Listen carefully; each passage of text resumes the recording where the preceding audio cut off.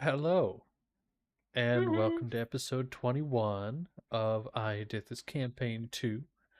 We're down a couple people, but we soldier on, even with the loss of comrades. For today, we will soldier on. Um, and I have a few things planned, which I may or may not have planned just now. So, that'll be fun. But I'm excited. So, last time, um, the party had previously gathered together and decided they would go on a quest with one of their companions, Edna. Um, Edna had been tasked by some local druids to disrupt a logging operation that was happening out in the woods. Um, this operation being a little more aggressive in their tactics than a smaller mill. This was more of like an industrial style thing. Um, So the party decided to make their way along the road and start heading out that way. And on the way, they came across a burning carriage that they could see the smoke from in the distance, as well as upon approaching and doing some scouting, you saw that there was a group of wrinkled, robed, tentacled figures wielding what looked like spell books and wands, which were found out to be exactly that. These were mages of some sort, though the exact race is not familiar as far as what it is, but it did bear a resemblance to Santer clans who you'd met previously, as well as Morzog. Um, Similar in appearance, but not exact same. Um, these creatures were attacking both a merchant who lied burned on the ground and also another man who you had rescued, um, who ended up joining your party. Said that their name was Magnus. And so now they're part of your little group as you continued on toward the logging camp. You made your way there and decided we're going to try to talk first. So you talked to the guy in charge once you got there on a strange growling vehicle. And uh, you were able to talk, although it didn't go as well as you would hope. He definitely was not receptive to um, to your pleas. He was actually kind of a dick, and so with that, you left, went to a small rundown cabin to plot, to plan your next move, and that's about where we had wrapped up last session. Now, as you're all setting up in there and getting adjusted to your new little hideout, um, you're there for not very long, maybe half an hour getting settled in, kind of. Edna at this point would be doing a little bit of looking, just kind of seeing the area, making a look of what you can see from where you are, what you can't see, um, how much you'd be able to see from the road. That's kind of what Edna's doing at this point. Um, just a bit of general area reconnaissance. Um, and I'll say, yeah, um, you guys are sitting there again, about half an hour gone by, and all of you smell. It smells like something burning, but it's not just wood burning. It's the smell of incense. It's sweet and a tinge of something underneath, something herbal, and it's very strong. But you look around the cabin and you see nothing. But you have a vague sense of direction of where it's coming from.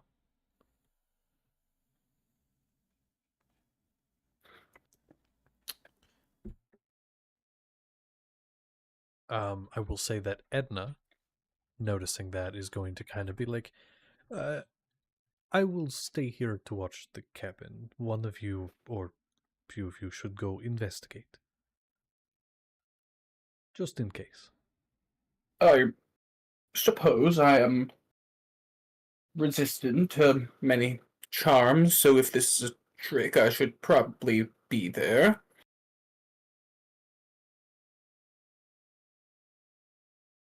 I'm going. Uh, would anybody else like to investigate with us?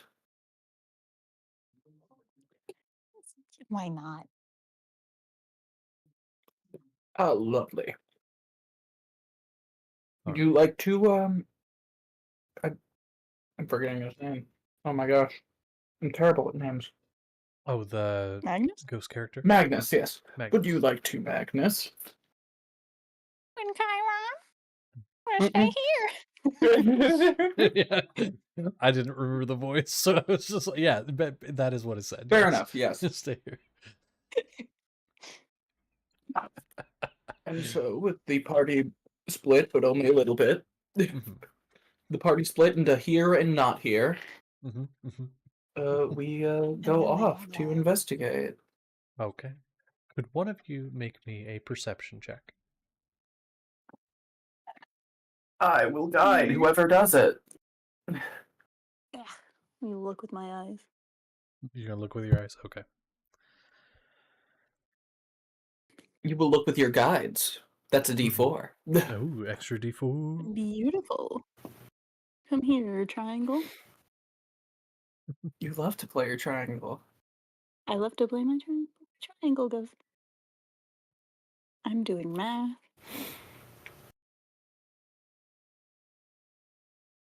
Okay. Okay. 29. Sweet puck. Okay, 29. I always Oh forget my how god. high Rolled some the of you next can get thing on on the perception. guidance. That's insane. Okay. So it's only gonna get worse as you level up too. Uh so yeah, eventually you'll just be able to see Discord and the stream and all of eventually you'll just see it all happening. Okay. Oh no. That'll be a fun day. I actually do have a DC for that. You have yet to hit it, but eventually, someday. Ooh. Um it'll be fun. Uh so you start to look around and you don't see anything. You are 100% positive you see nothing, but you smell, and in a certain direction it seems to be getting a little bit stronger. Um and it seems to be leading away from the road almost directly, further into the woods. You're on a slight incline, so it does kind of incline upwards. Seems like it's coming from over the small hill that you're currently on.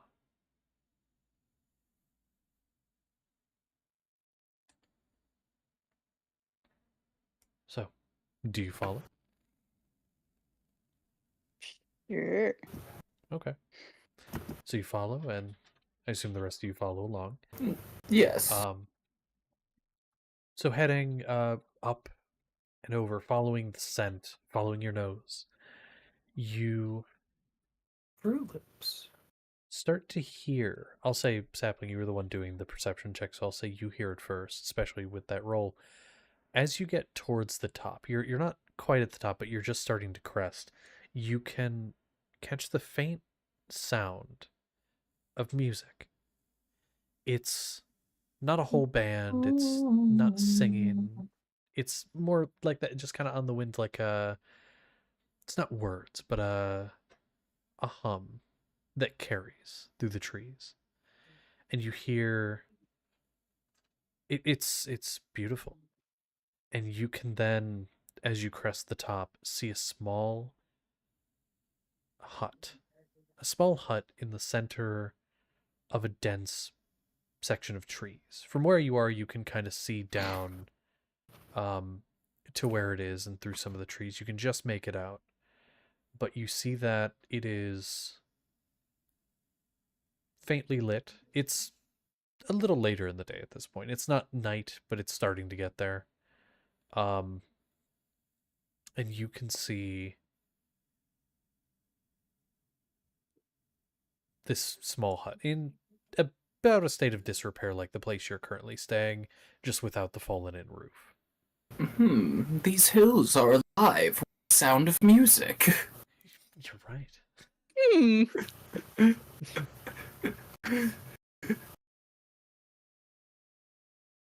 What do you wish to do with this information? Well, I likely can't see the hut because of... I do have the lowest passive perception at a 15 of the... Yeah, I would say See it Sapling, you over see this. there? Do you share the information? Yes. Okay. So now you're Alright. all aware. Well, we should probably check to make sure nobody dangerous is there. Yeah.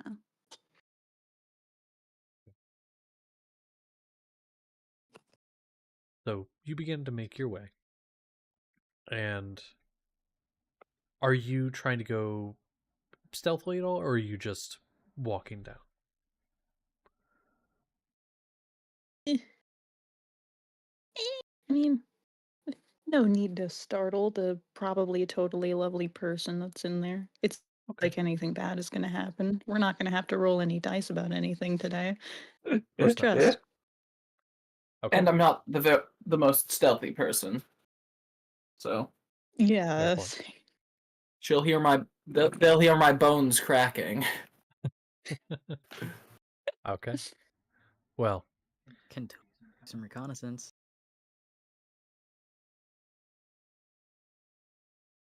do you want to?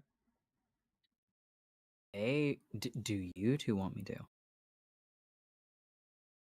I don't see the reason why we wouldn't need to. We'll all check it out together. Okay. Yeah. So remind me, Sapling, what's your passive perception?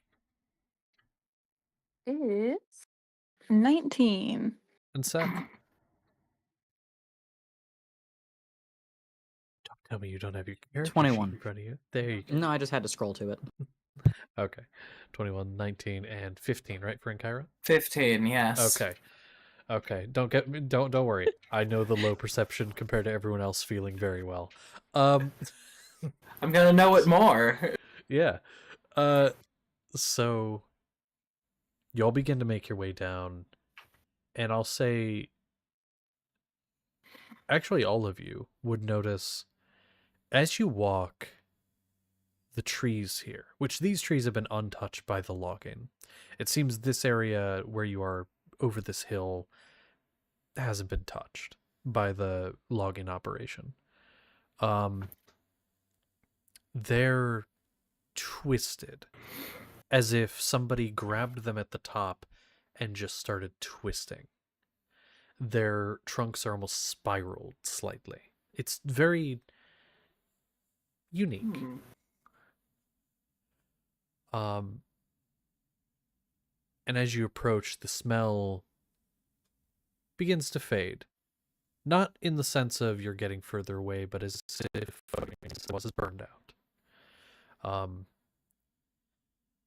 And the music stops. Almost abruptly. And you can see from where you are the front door. You're pretty close at this point. The front door is cracked. Ever so slightly. But you don't see anybody currently. I suppose I walk up to the door and give it a little knock, careful not to let it open. Hello.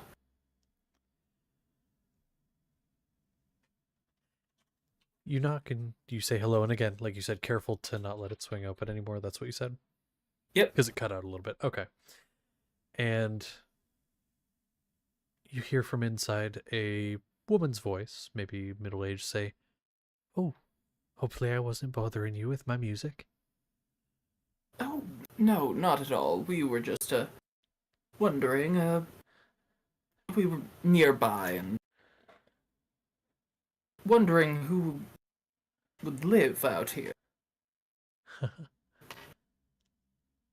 point of order, you don't see her. It's as if she's behind the door, out of sight. And she says, "Oh, we, how many are ye?"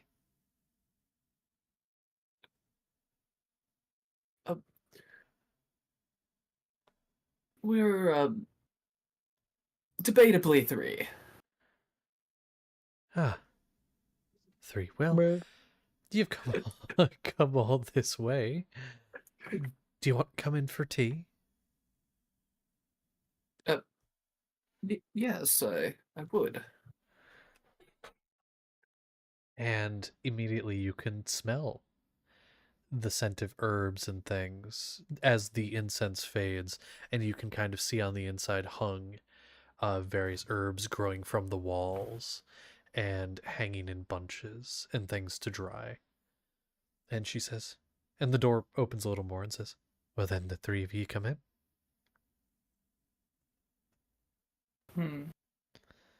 I'm going to, do a little insight check Go ahead. to see if she's malicious, because I have experience with this sort of thing. It didn't go well. It kind of ended up with me getting turned into a toy. True. Free my girl. She did nothing wrong.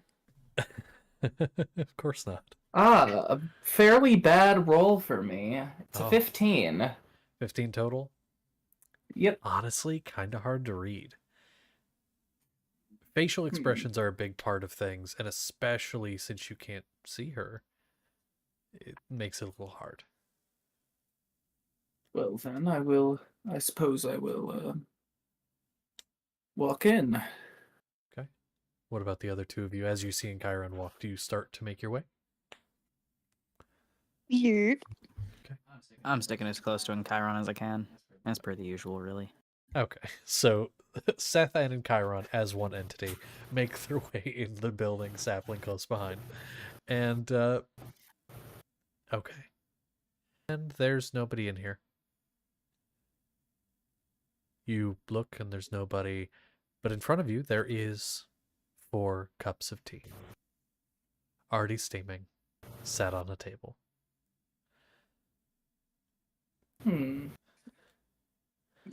Hello?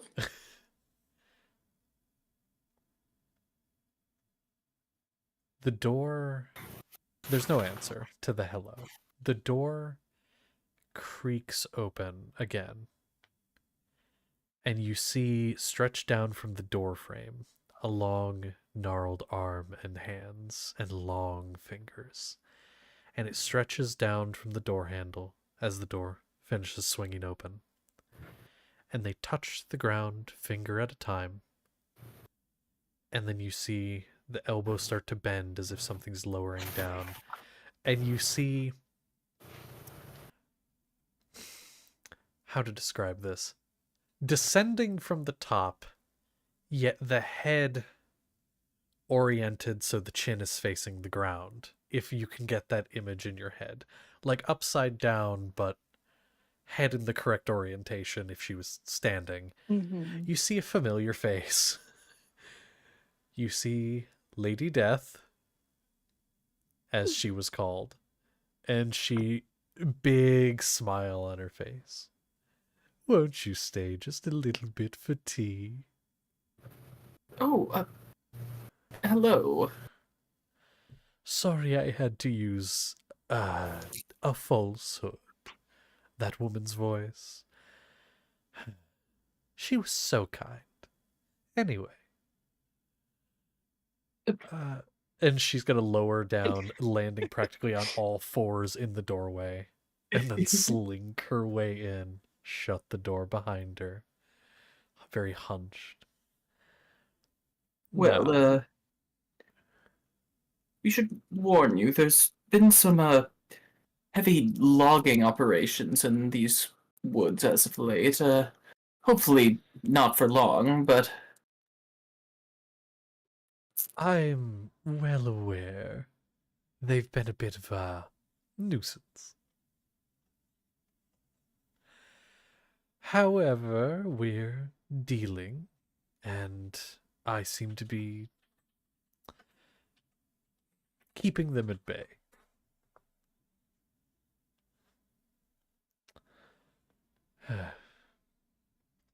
Is that why you're here? Yes, my companions are going to put a stop to some of their logging operations. Have any of you picked up your tea and drank any of it yet? No. No?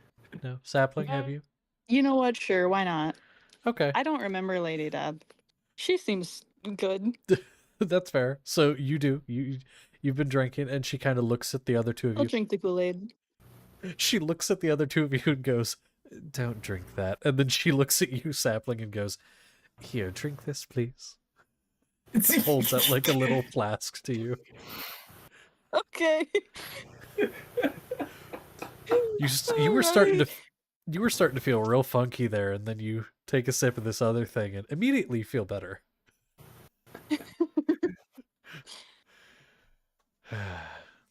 That would have been very painful. Oh. Okay. Good times. And she's gonna sit in her chair, kind of like feet perched on it, just kind of like hunched down in the chair, grabs the teacup that she said not to drink out of and starts sipping out of it. I will sit at the table.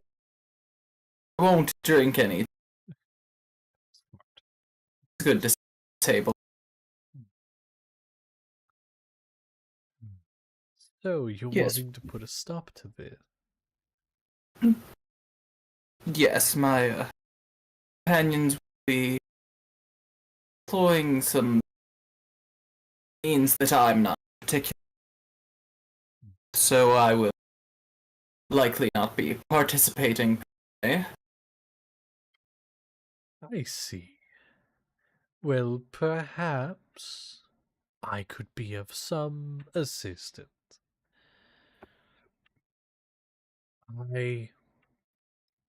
There's something I've been looking for in these woods that might prove a useful tool in what you're doing. The only problem is I've been struggling to get it myself. As capable as I am, it's a bit difficult for me to get to. Perhaps you would Well, fare better. We are quite experienced. Odd items around. We've done it quite some time. Ah. Well, then you might just be up to the task. It is a talisman of a sort. Placed in these woods by one of the druidic orders a while back. It can bring about golems and similar things to your aid for a short time. It may prove useful if you're attempting to dismantle any of those automatons. So, And how do we know that's not another one of your tricks? dearie, if I had a trick for you, I would have let you drink out of the cup. That would have been much more entertaining. You kind of did. Glancing at Sapling, even if she did give an antidote. That's a fair point. I was tempted.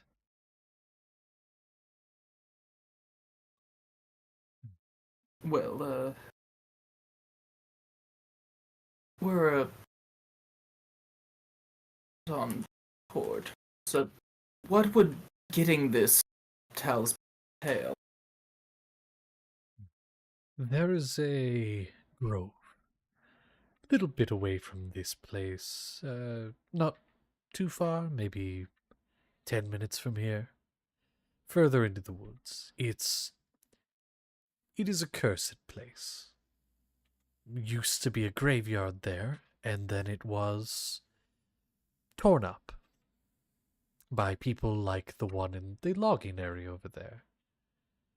Now, the spirits that were there didn't take too kindly, and so they tend to be a bit restless.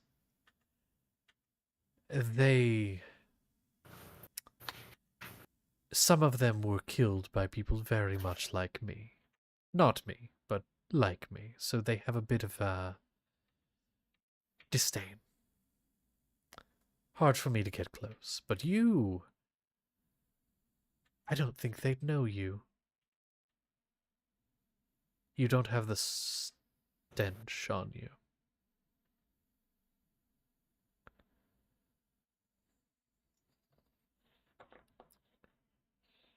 But you would just have to get through them, or pass them, or convince them in some way. That's up to you. And head into the old mausoleum. It's the only thing that still stands from the graveyard. I don't think desecrating the grave is... If we can convince the spirit, I'm sure that they would appreciate some help alleviating their... Perhaps. If that's your prerogative, to aid the dead in their aimless wanderings, that's up to you. And I think you'll find it a unique place. Many places are.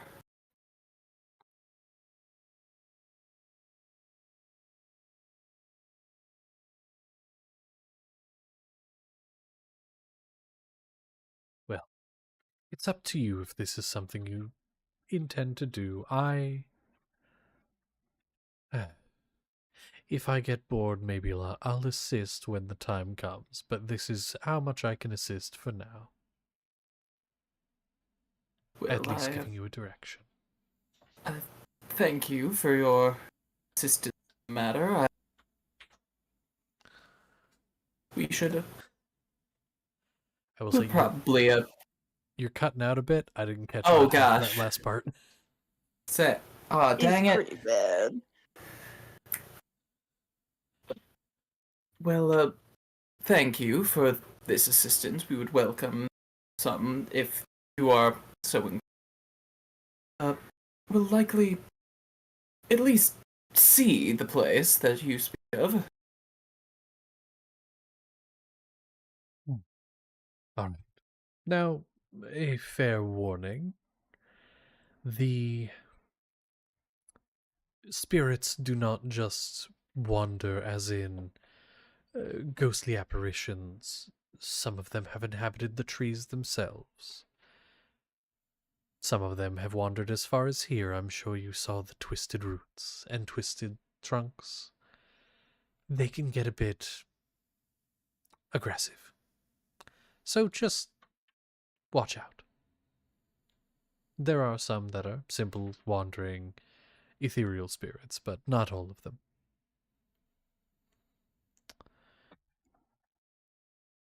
Well, good luck.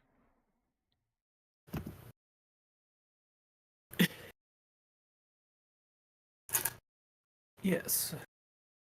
Thank you. I'm going to get up and leave the cabin. I'm feeling a bit perplexed at the moment, but I'm like, this'll be some fun preparation. Yeah. Hopefully non-violent. Hopefully.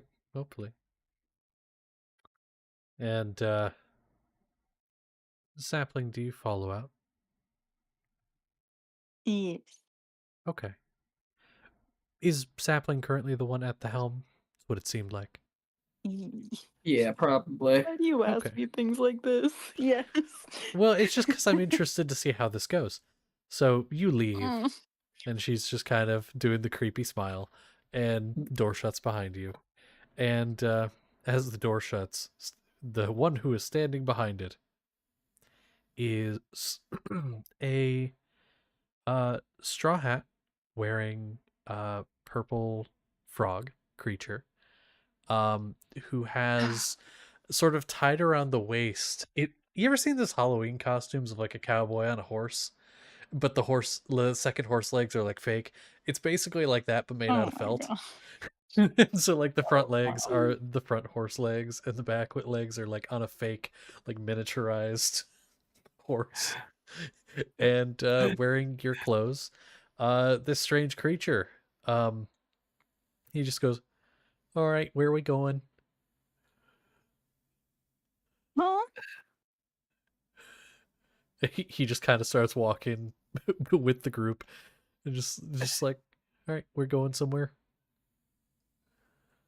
Does this creature bear a resemblance to the other unfortunate creature that we've seen? Yeah, I mean the best way to describe it is it looks like that creature, but in a different outfit. Just like in a Oh. different costume, in a sapling costume. Yeah, Uh, yeah. Uh, he, Um, yeah. you've switched costumes. What are you talking about? Who are you? Are The you eyes not? just stare. They like are looking at your eyes, and they just start staring down and just staring straight ahead. I don't know. Well, are you okay? Turns head, looks over at you. Yeah, I'm okay. Okay, that's good. Yep. Uh, this creature followed us for a little. I think it was yesterday. Sapling. It's easier not to think about it. oh, I remember him. That thing was on my back. That was creepy. Yeah. You're still creepy now. I don't like this whole new get up you have. It's kind of What? Derivative. I don't remember meeting you. hmm. That's weird. Huh.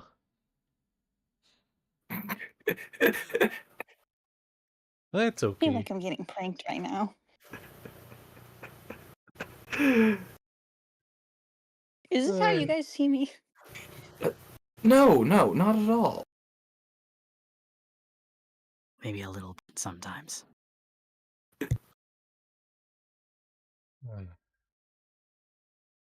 well, that's okay. I'll uh I'll just be followed. You can just ignore me. I'll just be here. Well, one question.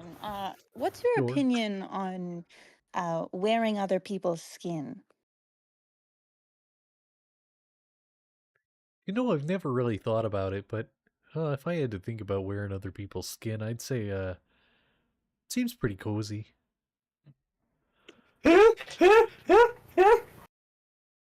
Maybe I could make a nice like hat out of it, or I could make a nice. I can make some new coveralls out of his skin. Points over at Seth. Seems like it'd be pretty comfortable.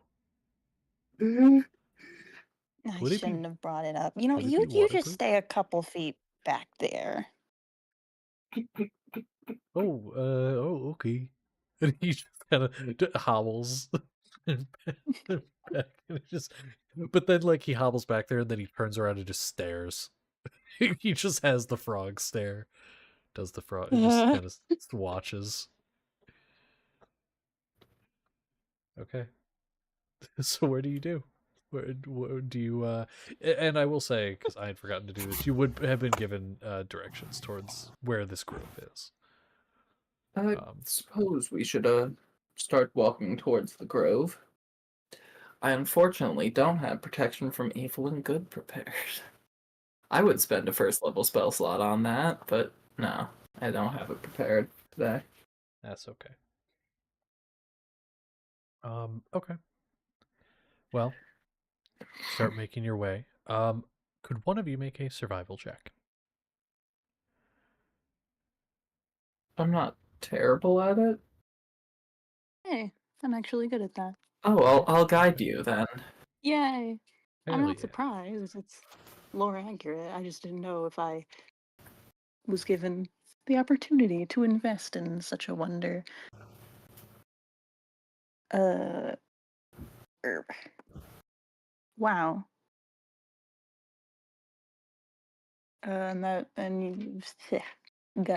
Guidance. Yes. I could turn this. Never mind. I'm gonna say I could turn this shitty roll into a mediocre roll. I mean, it's a 10. Oof. 10 total? Okay. Mm-hmm. Well, you start to look through and you were given vague directions. Mostly the directions were in terms of like, find this tree and then take a right and then go to this rock and go that sort of thing. Well, you start walking and you're like, all right, I'm looking for the tree with the um, spiral roots that form a right angle in the air, like very specific, like weird tree, right? And you're like, oh, I'm just not seeing it. Like maybe she just didn't give very good directions. Like just starting to find it, and then you're like, oh wait, it's over there. Okay, found that one. So you take a right there, and then you start to go, and you're looking for a rock, that's up on like a cliff edge, with a weird like a marking was described to you to look for, and you're just not finding it. And so at this point, you're kind of looking around, um, and then I'll say like a little bit of guidance kicks in, and you're kind of like, this is taking longer than you would have hoped, but you are able to eventually find it, and follow the cliff edge from there. And eventually, after a little bit, you find the trees almost abruptly break, and you see most clearings you see are like circular or oblong or something. This is an almost perfectly rectangular break in the trees. And you see it's actually decent size, but there's no grass here. It's just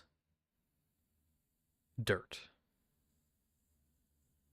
The grass where the trees break, and this is how you can tell it's such a perfect rectangle. It's as if somebody just cut the grass in a perfect rectangle and just left it bare dirt. And you see in the very center is a mausoleum. Nothing else around it. No sign that this was even a graveyard other than the mausoleum. And that's all you see. Ooh. Well, this should be it. I think. I think I'm losing my touch. I haven't lived in the forest in so long. Yeah, But I so mean, mm, it's about right. Except for there's a the mausoleum. lack of graveyard. Well, she did say that destroyed.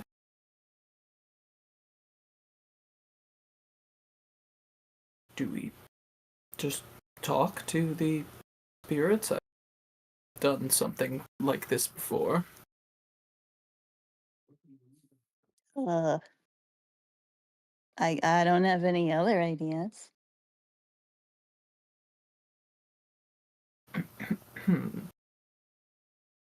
Gonna do a little bit of thaumaturgy. Do I have? I do have thaumaturgy. Good to know. I'm gonna do a little bit of thaumaturgy. Make my voice. Hello, spirits. We're here to help you with your problem with the logging camp. Some ways away. Go make a persuasion check. Yay.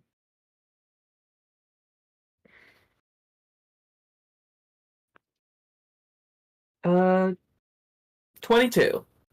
Okay.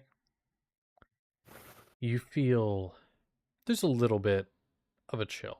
Like it's getting late in the day. It's that late night kind of, or like early evening chill, but it gets cold for a second as if something icy passed over you. And you hear in your left ear, approach and we shall speak. And you see a little bit, just a little bit outside of the mausoleum, you see a vague shape of a person begin to form. I suppose I will approach. Well, I assume with the Seth. The Seth does not go anywhere. You are attached at the hip, apparently. And the sapling and the saplet, I guess. I don't have a name for that one. So I don't know. It's either saplet or kerpling. I don't know. I don't like curdling. That's just disturbing. It really is. Okay. But yeah, you approach and this figure um looks to be a just even though this ethereal figure looks decayed, wearing some tattered robes, almost looking like old priests' robes. Um, and you can see what looks like various wounds that then decayed from there. Um, and they, as you approach, they say, "Speak."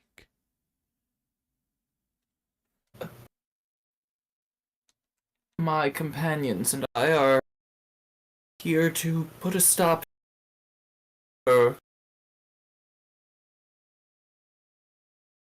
You're cutting out a bit again. Dang it. Okay, somebody else talk then. You're saying a bit, but it's real fucking bad. Yeah, like bits come through, but not enough to really catch. Yeah. Someone else do the talking for now. And Kyron's always doing the talking. Somebody else speak. There's a reason why Chiron does the talking. He's the smart one. There is. You know, it's okay. I'm the friendly one. I got this. You got this. We're here to uh you know, get those crazy loggers to back off a bit. They've been, really pushing it.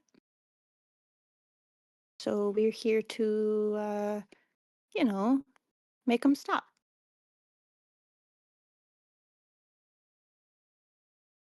The figure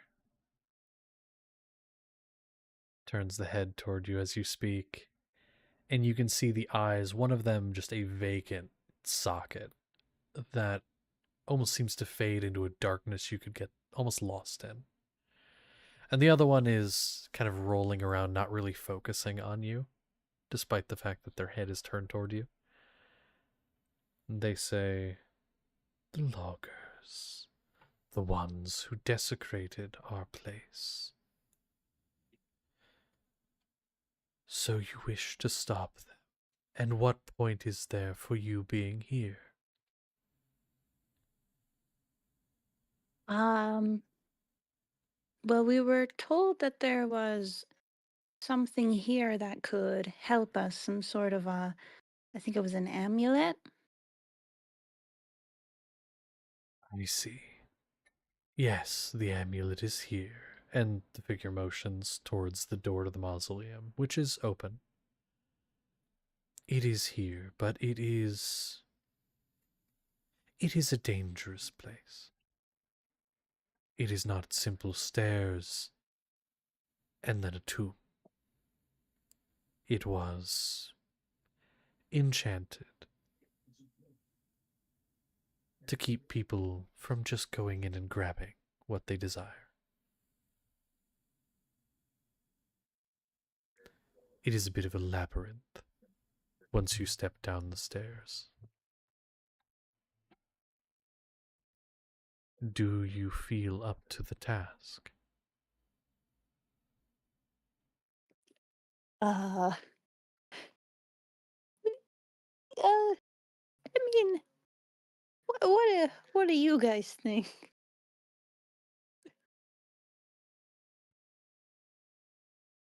I mean, if it'd be worth helping us, it's worth it. I think so. It's just a bit of a test to see if we'll use the power responsibly.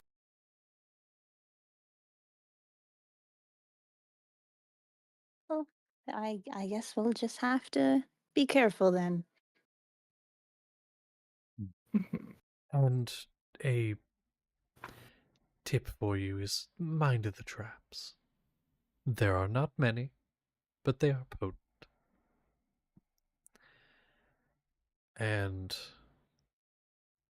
the figure kind of starts to walk toward the door. Follow me. Right. Well, now. Let's go. Let's go. So you begin to descend the steps into the mausoleum. As we walk, I'm gonna say to the guy, if after this experience, if there's anything I can do to help you and yours rest in peace, if you don't mind the colloquial. I am a man. I'm not quite used to right, but I can do my best if you need be. I am sure I and those like me would not turn that offer down. After all, we have not had anyone to lay us to any kind of rest in some time. Clerics of death and otherwise don't often come here, and even if you are not such, it will have to do. All right. Well, after this, I will probably go away for some time. Then I will form a little something for you. That will do. About that point, you reach the bottom of the steps. And you can see immediately it is a bit strange. A mausoleum is usually, not always, but usually it is for one person or maybe a couple people. Usually just the stairs leading down or into one room, perhaps. But you can see immediately it starts a tunnel. There's a hall in front of you on the left and right. Looks more like a beginnings of a crypt. You can see the bones piled into the walls on the left and right. It immediately, to pull from a real life example, think of the Paris catacombs and how you can see the skulls piled into the walls. That's kind of the look here.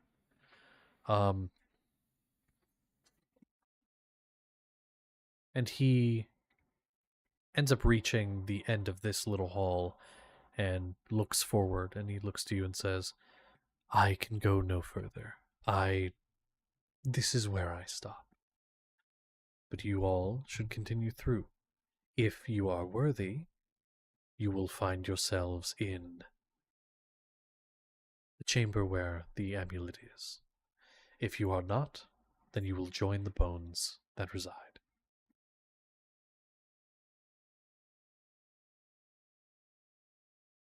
And at that, he is going to say, any questions? Is there anything in particular we should be looking out for? Can you tell us that kind of thing, or does that go against the prove yourself worthy? I can give you insight up to a point. For the first section of this, it is a test of your sense of direction. It is the beginning of an area of shifting walls and confusion. The second area will test your will. It will try to bury you, both literally and figuratively. I cannot tell you anything of the third room. And the fourth room, you will have to fight a guardian. That will be protecting the amulet. Defeat the guardian, one of the long dead dryads, and it will be yours.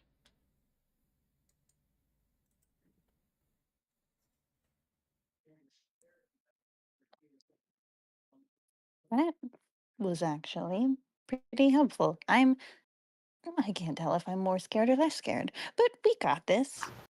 Yes. Well, I wish you all luck. Maybe you'll be the first to succeed. And then he will fade. Oh, why did he say that? Why did he have to say that? A dramatic effect. Yeah. Hmm. Listen, when you're dead this long and nobody comes around, you gotta have a little fun, right? Okay. And immediately you can see the way that he'd initially looked, the way that he could not go past. You see simply a hallway, although it seems to be a dead end. It goes for a little while and then is a dead end. So, do you continue forward towards the dead end? Okay. So, you walk forward, and you see... It is, to give a description here, in the very beginning area you were just in, it was dim, but in here it's both dimly lit, broken up by occasional spurts of darkness. It's mostly just candles, and occasionally they seem to get very dim, almost completely out, before flickering back full. So it's very on and off. It is very quiet, especially as you begin to move into this darkened area, or into this dead end hallway. It is silent. The only thing you really hear is your own footsteps. And then you occasionally, and actually even in Chiron, you would have a high enough passive to realize there's faint whispers occasionally. They're quiet and hard to hear, even for those of you with higher perception. It's hard to really make out what they're saying, even if they're saying anything. But it's just faint sounds.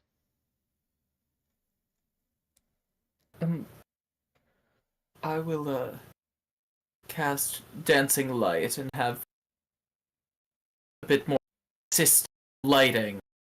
I need to talk louder, apparently. Apparently. But it's okay. I'm able to discern what you're saying well enough. Yeah, dancing lights. Dancing Doing lights. charades now. Woo. Okay, that's a good idea, and have those follow you. Yep. That actually is very beneficial. How long does dancing lights last? It's a cantrip, so I can cast it as many times as I want, but I think it's 10 minutes. I'm not sure, though. Might be 1 minute. Okay. The reason the For time now, is I can just important. keep it up. Yeah, the reason the time is important is because immediately as you start to make your way through this hallway, it 1 minute. just... 1 minute? Okay. You have an innate sense of when it's going to fade. But as you walk in this hallway, all of you start to feel... You don't remember how long you've been here. Have you been here a minute? Have you been here 10 minutes? An hour? Days? You haven't even walked for that long. You look behind you, but the hallway looks so much longer. Looks very long. Have you been walking down this hallway for so long? No, you couldn't have been. You just entered. But in Chiron,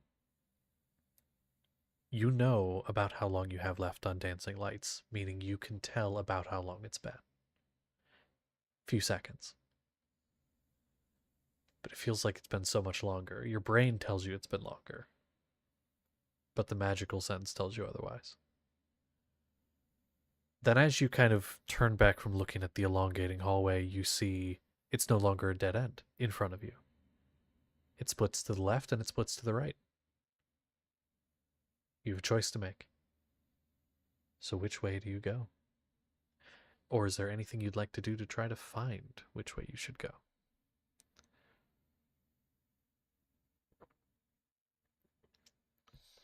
But we've done a fun little enchanted path. Would you like to A perception check, perhaps? split? Yeah.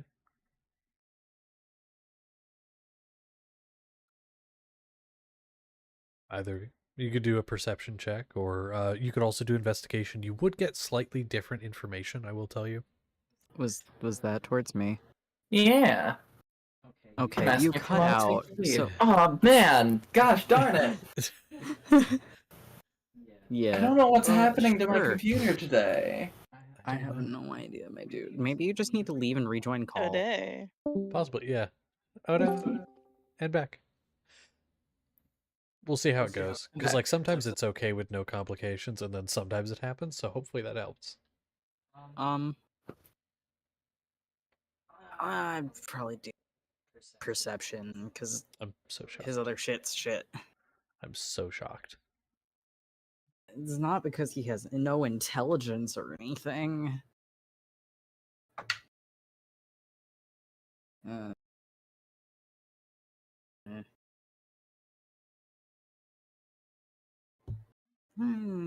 14. Okay.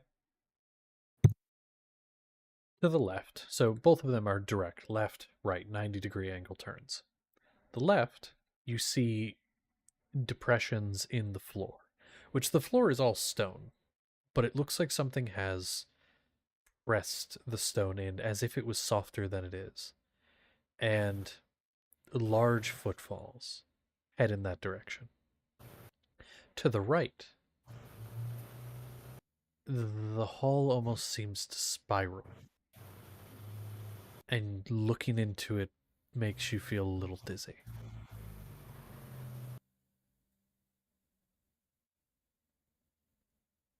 So, that is what you see.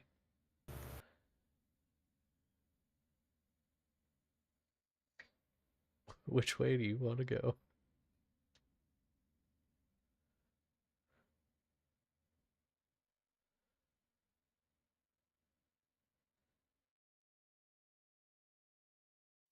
I think Seth would choose the right to avoid whatever the fuck is down the other side. Okay. And so Seth starts to make his way to the right. I follow. Okay. As you walk The down right way is always the right way. Correct. Correct. As you begin to make your way down the right, I need all of you to make a wisdom save. Thanks, Seth. Don't thank me yet. I have a natural one. Is this against getting charmed? No. This isn't against any kind Okay. of condition. Wait, Not what great. was it? That's a How did I? I already 15 for forgot. me. Wisdom. Save? Yes, wisdom Yes. save. That is a 22. 22, a 15, and how much, Seth, was the total? I know you got a lot. It's a 4 with a natural 1. Okay. What a lineup. So, Sapling, you are able to walk as if you're walking on flat ground. You are able to keep your head clear and steady enough that you know you can feel under your feet, under your hooves. You can feel Ironically. the ground. The vibration as your feet hit. You know you are on solid ground. So you're able to get through this section of hall without issue. In Chiron, you kind of feel like you're in one of those funhouse things where the walls are all spinning around you, and you're kind of having to like hold the wall to make sure you don't fall over. But you make it through without issue. Oh goodness, Seth. I'm too old for that. Definitely it makes you feel a little sick, but you made it through. Seth with a 4 and a natural 1. You are walking, and at first you're fine. It feels like the hall is twisting with you, and you're fine. But then you realize the hall's not twisting with you, you're twisting with the hall. You feel yourself being stretched and contorted, and if either of you look back, either of the two of you look back, it looks like Seth has suddenly become spiraled with the hall itself. Seth, you feel yourself being lost. That feeling of loneliness.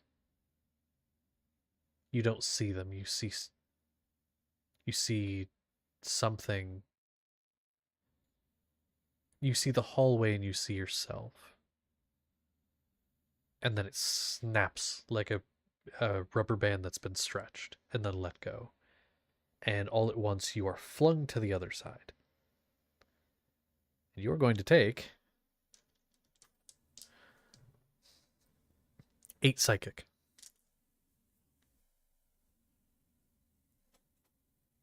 You don't hit the ground or hit the wall very hard, but you just, faced with your own existentialism, it's a bit hard on the brain. But at this point, that section has finished. And you have another choice to make. There are 3 paths you could go. Ooh, I'm going to try to examine each one magically and see what might be down each path. Okay, you want to do like an Since arcana we just, check? yes, we just passed through a magic hallway.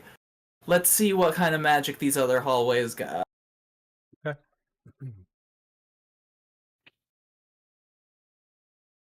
A 21. Okay. So you are examining magically. Now you will get a little bit of physical evidence in order to do so, but not as much as you would have from a perception check. What you see is down the left path. So it's left, straight, and right. Down the left path, you get the sense that there is these. It almost feels like it stings a bit. The air is tinged almost as if it was like there's cayenne in the air. It's this feeling of decay and degradation. Something with necrosis that way, necrotic energies that way. To the right path, you see that there is, or you sense rather, that there is very strong illusion in that direction. You can see, just off your passive perception, you can see that there is, it almost looks like a staircase going down.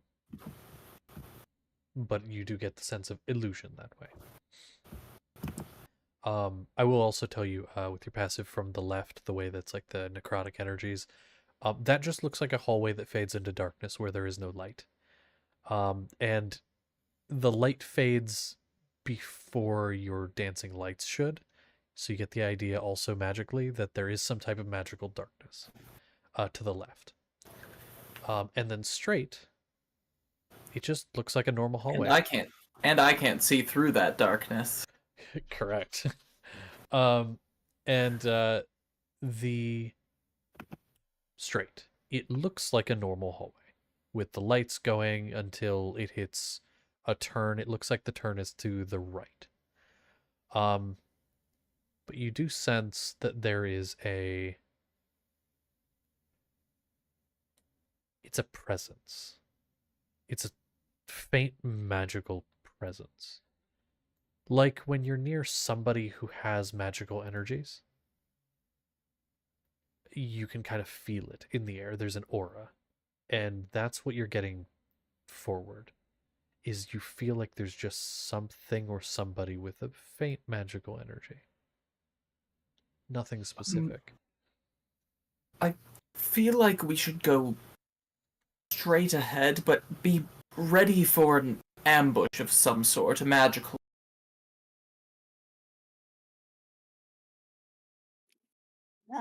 If you say so.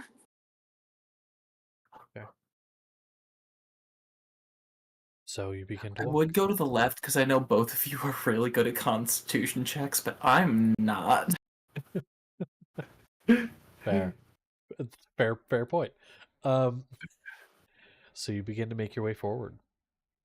And I'll say with that roll you had, that sense of something magical being there, it's almost unnerving, the fact that it doesn't feel like it's getting closer or further away.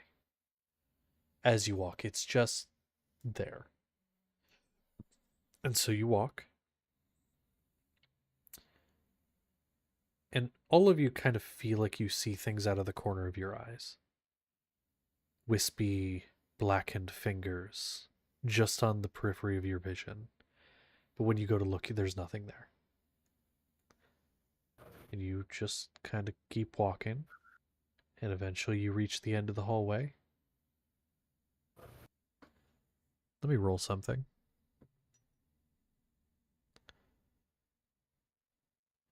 There's a faint chuckle on the wind.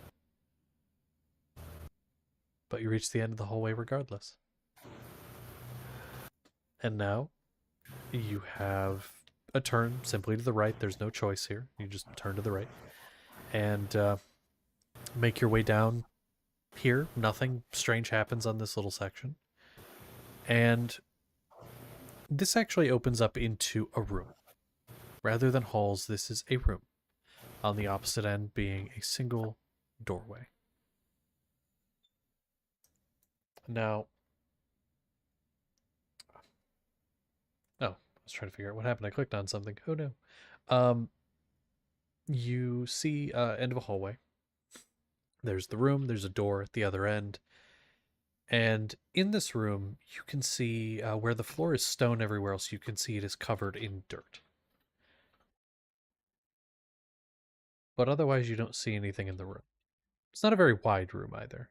Long, but not very wide. Just like a wide hallway, I guess. And the floor is covered in dirt. What do you wish to do?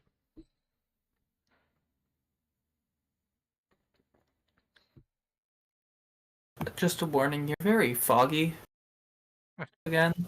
God damn it. I'll fix it. It's easy fix. I think I just gotta update some shit. But anyway. Yes. So there we go. Should be fixed.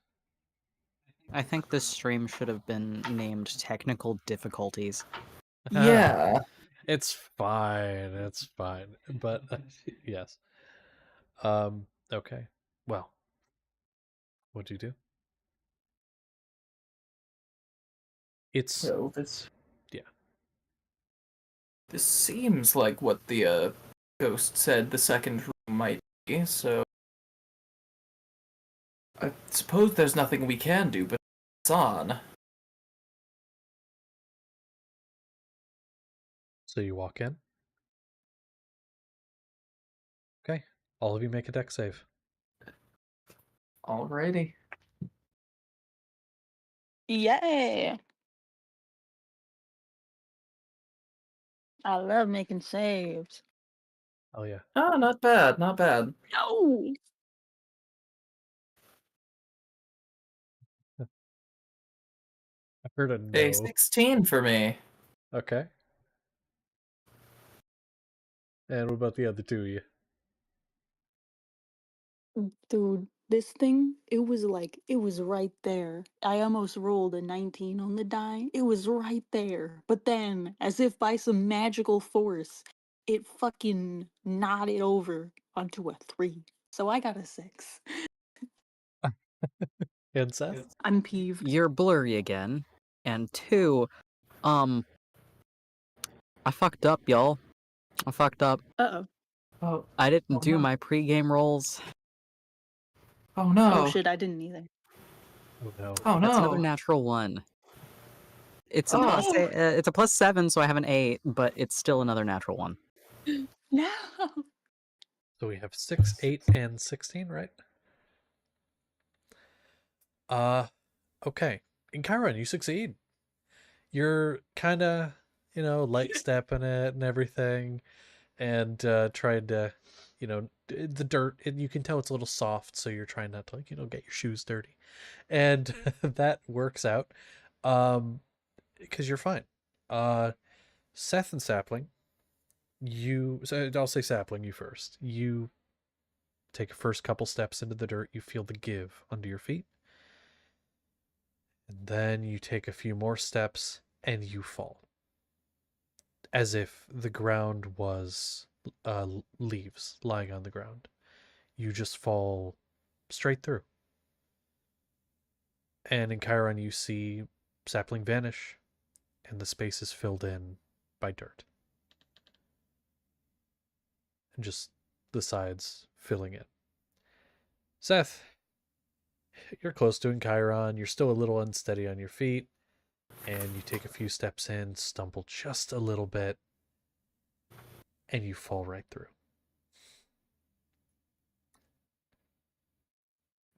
Seth, will do you first.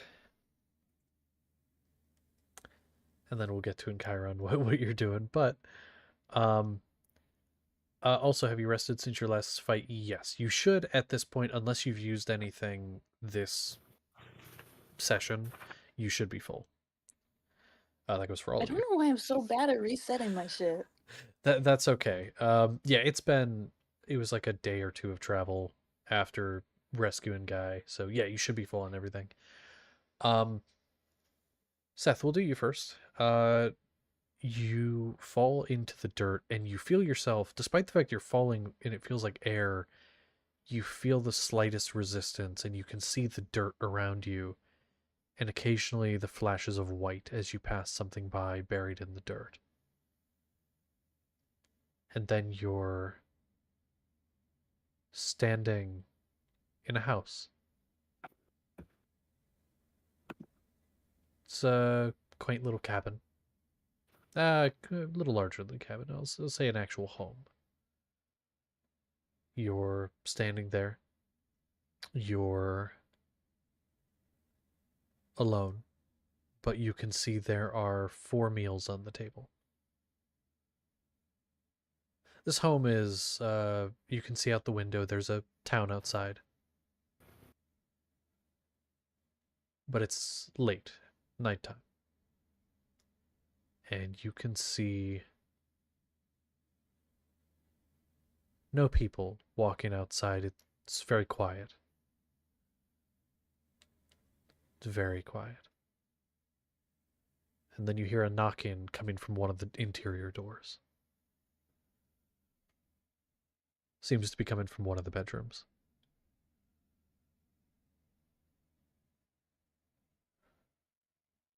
He'd slowly approach.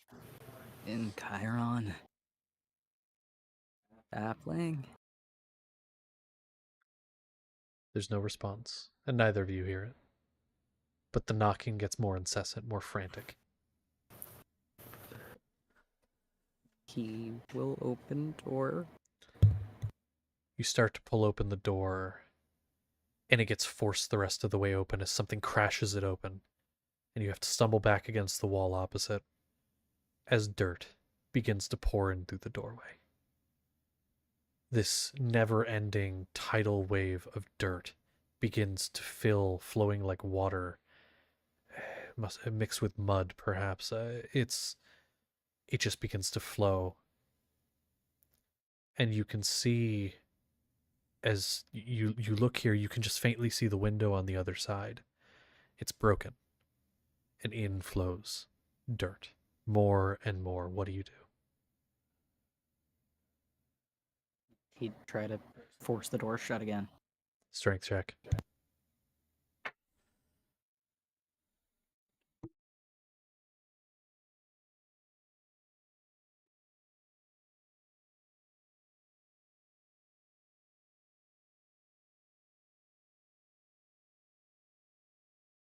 14.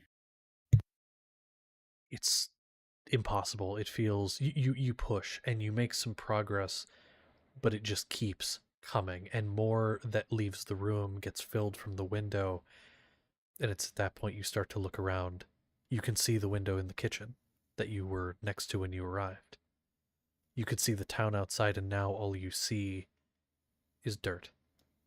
And you can see the glass starting to crack from the strain and the pressure, and you can hear the groaning of the house around you. At this point, the dirt's covering most of the area where you're at. Is there anything you'd like to try?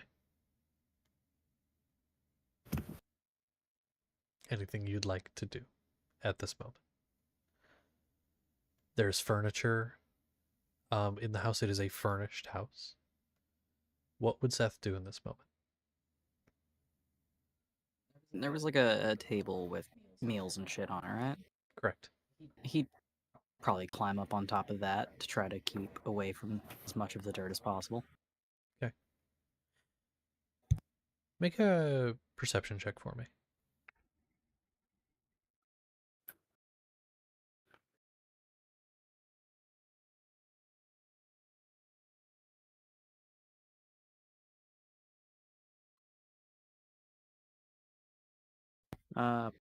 Dollar store 20. Okay. You stand on the table and you start to look around. You're trapped. You see the dirt rising. It feels like it's going faster. The mud flowing in. It's got to be faster. Why is it faster? It's almost halfway up the table at this point. Some of the chairs, it's already covered the seat. You look up and you can see a piece of rope dangling from the ceiling. And then you see the outline of a door to an attic right above you.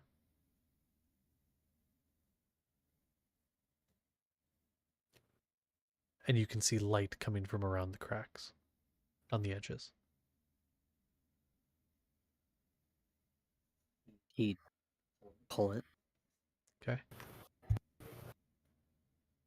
You pull it and it opens, and instead of dirt, there's light that floods from within. A lantern hung within. And a ladder comes down and clatters on top of the table, kind of smashing one of the plates.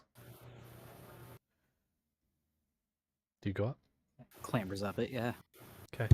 You go up, and you see an attic with boxes and things that were stored here. But on the other end, you can see a window. You can see a window, circular, with glass, and you see the outside. Dirt goes right up to the bottom of the window, but not over top of it. Could be an escape. The dirt outside doesn't seem to be rising. It simply seems to be filling the house.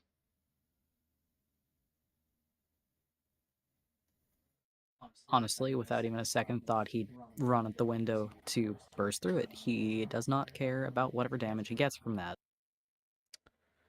You run toward it, and you slam into it. And it doesn't break. Go ahead and make an attack roll for me. Just like an unarmed attack. This will be your roll for that.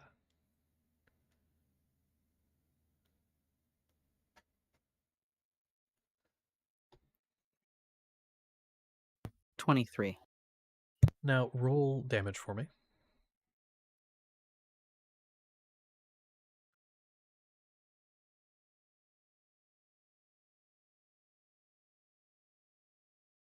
$7. Now do me a favor, write that 7 down somewhere separate from your character sheet.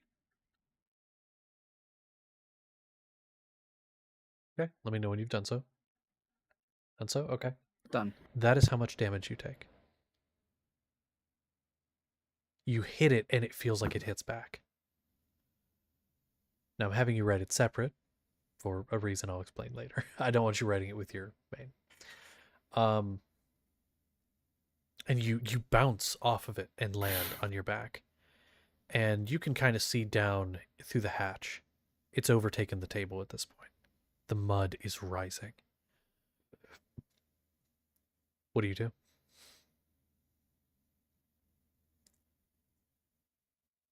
Is the window the only view of outside? Only view of outside. You could try busting through the roof itself, but it's wood, it's beams, it's probably tile of some type.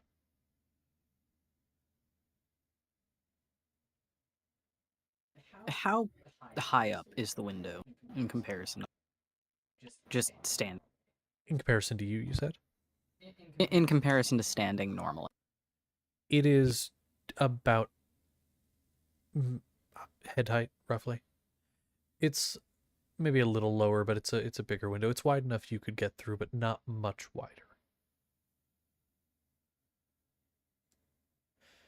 He's just gonna keep trying to get it open. How do you do so? How do you get it open? How do you try to get it open? Do you keep punching it? Do you... He's gonna use the doctor's arm. Okay. Are you poking at it with the arm? Are you prying at it? Stabbing at it?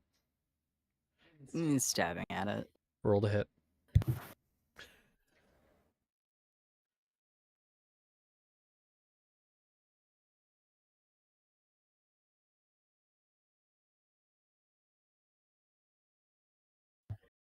$23. Okay. And go ahead and roll damage for me. Don't forget it is I believe I said it was a +1 weapon, right?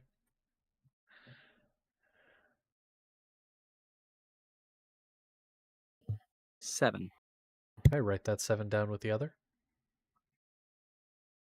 You stab and it feels like you just got stabbed in the chest. And you see blood beginning to spread out on your clothing.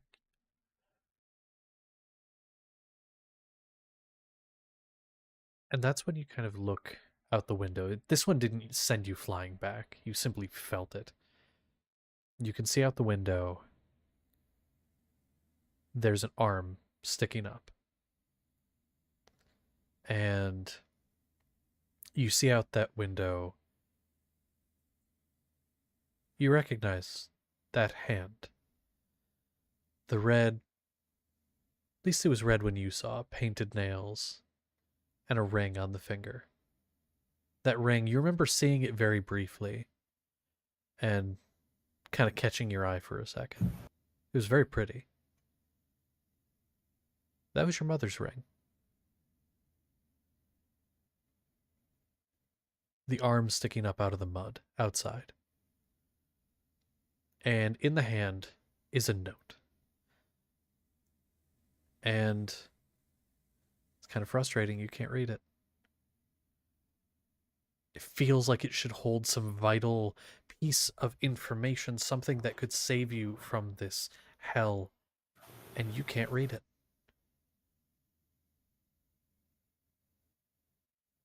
So what do you do? What do you continue to do as the mud starts to reach the hatch?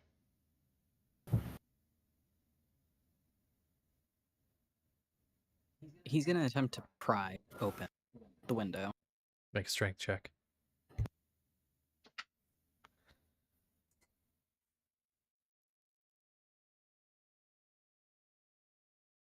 Nine. 9. With the doctor's arm? Well, it was no, with his own arms. The doctor's arm probably wouldn't help much, in his opinion. Okay. So you start to pry. And it just doesn't budge. You're trying so hard. And it doesn't budge. And you can feel the mud starting to claw at your feet, dragging you, no, begging you to just lie in it, to let it consume you.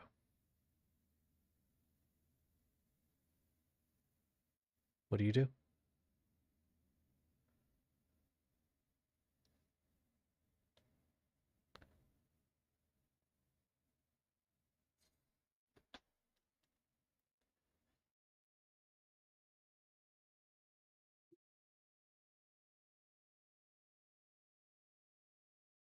Do you keep fighting or do you give up? He is not one to give up. So he keeps fighting and keeps trying to get out? Yeah. Right up until the point that it covers you whole. Until your arms can no longer fight through the thick mud, and until you can no longer see the light.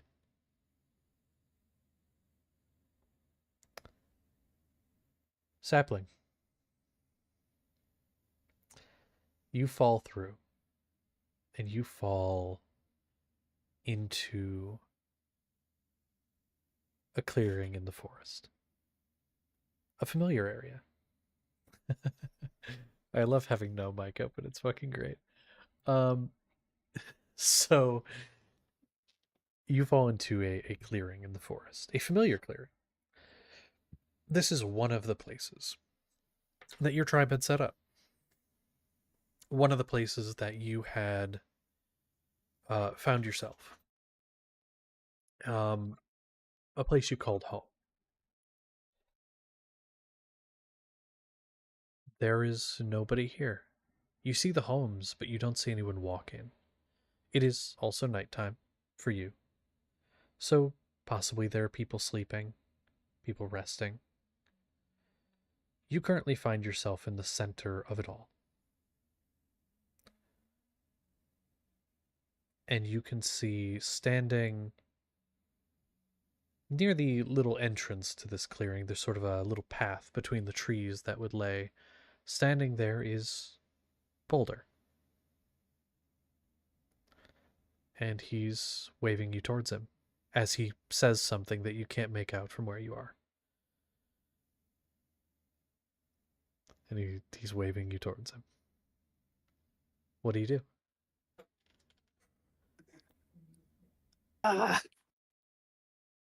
This is weird.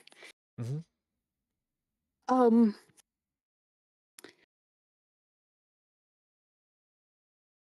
Oh no.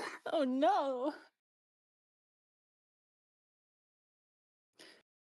Like, oh, this is such a weird situation. Like, we were just here and now all of a sudden I'm back home. That doesn't make any sense. This can't be real. I mean, there's no I'm running. I'm going. I'm running. You lift your foot, or you try to, and it's stuck. It's stuck. Why can't you move your feet? You look down and you see that at first you think your feet are just setting on top of the ground, but you look, they're just a little bit submerged, maybe an inch. You should be able to pull your foot out of that. You've pulled your foot out of more mud than that. But your foot just doesn't come out. It's like the ground is holding you in place.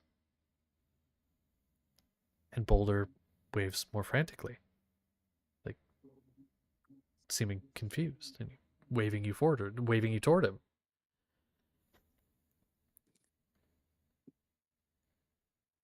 And then Seedling, slightly to the left, walks out and seems to be shouting something at you, but you can't hear. It's there's a sound, there's a rushing. It sounds like wind almost. You can't hear it. It's so loud you can't hear what they're saying. Is there anything you'd like to do? Anything you'd like to try?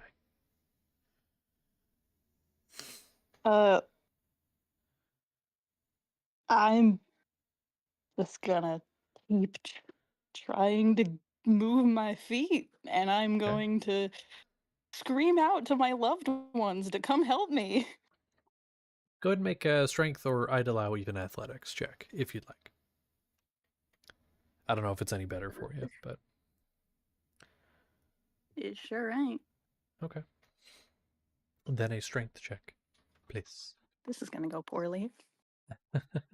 That is a 13. 13. With a 13, you start to pull. Every time you pull, it's like you're being dragged just a little bit deeper. But that's not the worst thing. That sound, that wind, it just gets louder. It just it gets harder to hear them. You swear you were starting to be able to hear what they were saying. And then it's just drowned out. But there's other sounds here, other sounds other than just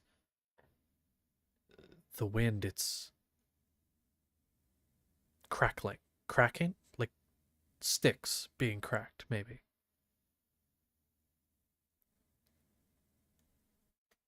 And no, that's not what I meant to do. Then but you pull, and you feel yourself getting dragged deeper. And at that point, I'll say on the other side of Boulder, steps out a man you don't recognize. You you just you don't recognize this face. Except it kind of looks like you, actually. But a little older. And he has a smile, and he just waves you forward like the others, asking you to join them, to come to them.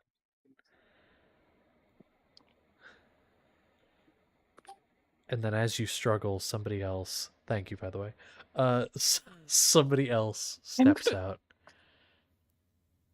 from, kind of actually stepping out from behind you and wrapping around in front of you. It's Ulrich. He's close. He's right in front of you. And he just looks at you with a kind of sadness. Is there anything you'd like to say or do?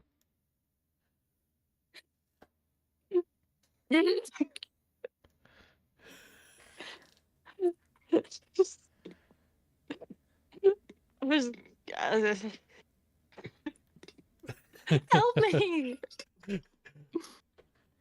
He reaches a hand out for you. Do you take it? Yes. You reach out and you touch, and immediately, like touching a hot stove, you have to pull your hand away instinctively. It's so hot. It's like you just put your hand in an inferno. And then you watch as he opens his mouth to say something, and fire begins to curl from within. And you see specks of light orange in color coming down from the sky and landing all around you and on the buildings, on the trees, not hitting any of the people. You watch the fire begin to curl and lick up the face. And I won't get too in detail there, but you can gather. And you watch as everything around you begins to alight. Ash begins to rain down, and as you feel yourself get dragged down just a little more, it comes down heavier and heavier, this ash. Both the ash of homes, of lives, of people, of trees. And it slowly lands atop you and around you. Is there anything else you'd like to do? Do you try to pull yourself out? Yeah, I'm just struggling and screaming and crying for that. Go ahead and make a strength check for me.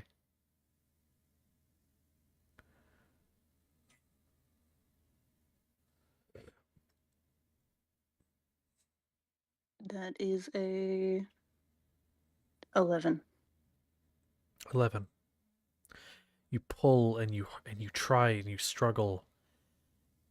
But you no matter what you do, you can't get yourself out. You're being pushed down by the weight of everything around you. The ash feels so heavy.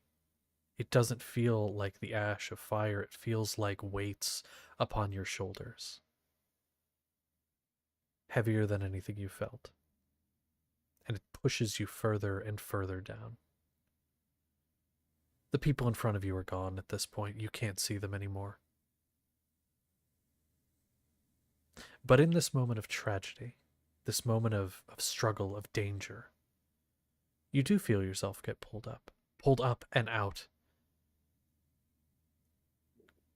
by something else that you can't see. It's like its figure is obscured, but in your mind you feel a sense of safety, that it's going to be okay,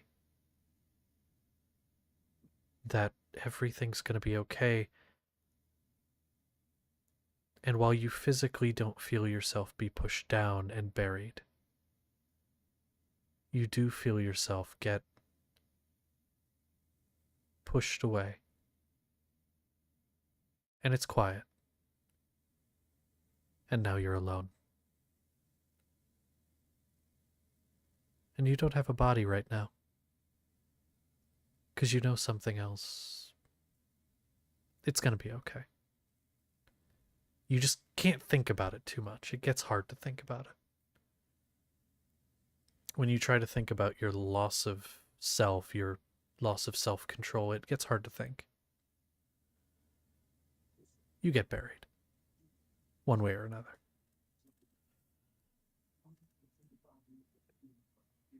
And Chiron, you watch the two of them go through the floor. And now you're in a room of dirt. You see the door across from you. You're maybe like 5 feet in the room when this happens. The room is about 40 feet across. You watch them funk, funk through the floor. What would you like to do? Is there any way you want to try to cross this room? Oh, you muted. Well, I'm not going to continue. I am instead going to... Well, first I'm going to try to send a message to Seth using my Earring of Message. Hold on for just a moment. I'll get you out soon. And then I have no digging implements on me. I checked for this. So I'm going hands and knees digging for sapling. Okay. What would I have you do? Probably just a strength check, I would say. Athletics, actually, would probably be more applicable. They are the same, but that's how it is playing an old man cleric. But we love the old man Ooh, cleric. a buried 20. A buried 20. Okay. You dig and you dig and you dig. Are you... Important question. Are you staying in your spot and digging from there, or are you going fully into that space to dig? I am staying generally in my spot, but I'm probably leaning over to get my hands over there so that I can dig. Okay. Just curious. So you do. You stay in your spot and you start to dig, and with that roll you're able to dig a substantial amount. You don't see him. It's just dirt. It's just more and more dirt, and you're able to shovel away quite a bit, but it's working against you. It's filling in about as quickly as you're doing. But even when you do make headway and make good progress, you just don't see him. It's just dirt. You don't know how deep it goes. It could go very deep, you're not sure. Well, that's bad. Yeah. I don't really have anything to do other than try to get across, then. Because obviously they're too deep for me to dig out. So, going to trust that they'll find something like that, and I'm going to take out my... I'm gonna test the ground in front of me. Okay. See if it will eat me. Okay. Then I will roll a second one of these. Okay. So I have a question for you. The ground feels normal. I will tell you that. The ground feels normal. Do you prefer evens, odds, or a mix? A mix. Okay. So you go to the next square, quote unquote. It feels Quote good. unquote. You poke the Okay. stick, feels good. Move to the next. Yep. Nothing happens. Do you continue? After testing the ground, yes. Oh, of course. And you do. You test the ground, and it feels good. So you keep going. Yep. I need a pencil. I need to write this down. So that's 1, 2, 3. Okay. There we go. And it's good. You don't fall into an abyss. That's good. I'll go with the idea you're testing the ground. I'm gonna do a few rolls here. Yes. Okay. So I'll tell you what I've done here. I said it was 40 feet across the room, so that is 8 squares of 5 feet each, and you're continuing across the room. What I've done is I have 2d6, and I roll each of them. If you chose even, they would have had to roll both evens in order for it to be good. Odd, it would have had to be both odd, or a mix, which is what you chose, 1 even, 1 odd. Well, it is on the 6th square. You can see the end. You are almost there. You do test the ground, and it feels different. It feels off. There's ground on either side. You could test that if you'd like as well. But the ground directly in front of you is weird. Yes, I will try to find a way around this Okay. patch. Okay. And make an investigation check for me.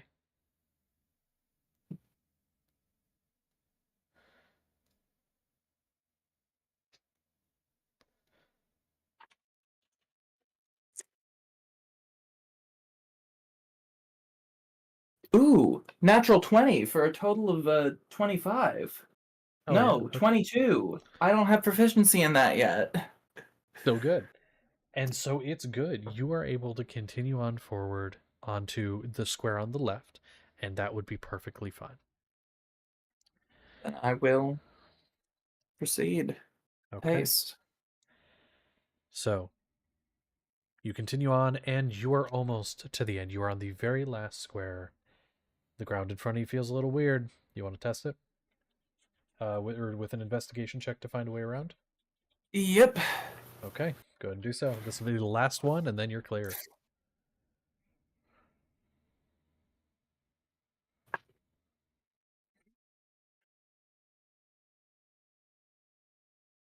Uh, 12. Well, you know the one on the left, which is where you are, is bad. But the middle and right are feeling about the same. You're having a little bit of a hard time telling. It's kind of a gamble, 50-50 chance.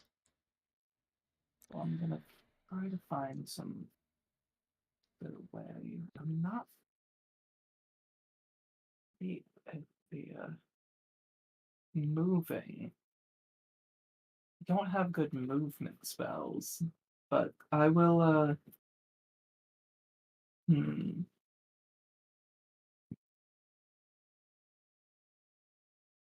Well, I don't have much on me. That's a solid thing.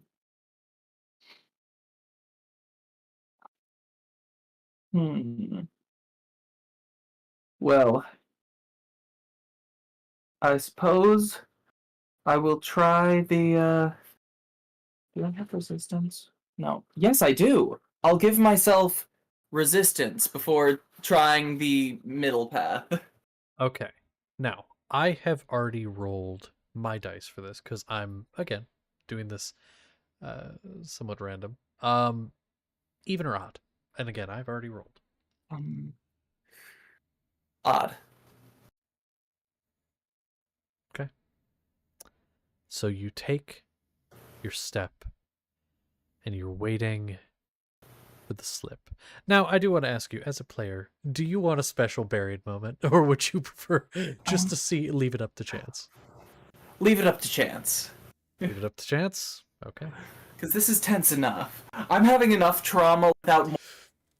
That's fair. So you take a step, and you wait, and nothing happens. You were able to make it through successfully. Okay, I'm gonna sit in the doorway and, like, wait to hold, like, a spear out for anybody else comes out of the ground. Okay. So you wait. Seth, you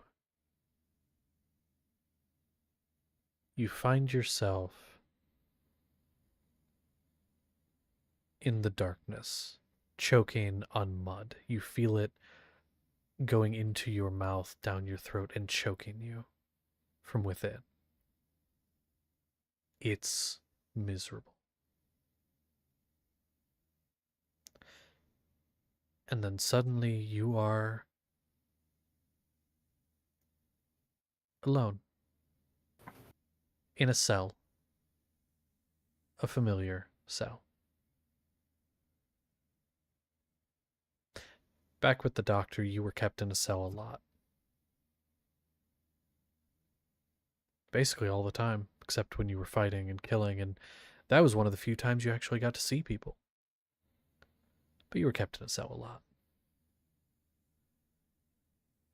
But this time, there's no bars. It's just concrete all the way around, rock all the way around, with a metal door, with a sliding window in the middle that could be slid open, and that's often where they would bark things at you and say things, tell you what to do. But it's closed. You can see nothing, you can hear nothing.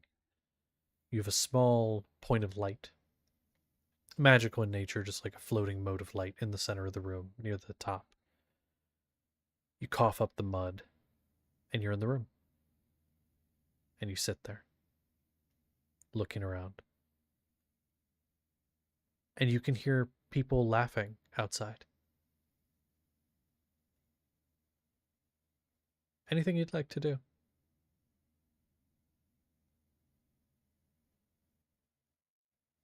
He'd probably move to the door, try to move the slider. Doesn't move. Seems the little handle that would open it is on the outside. And you, being on the inside, cannot.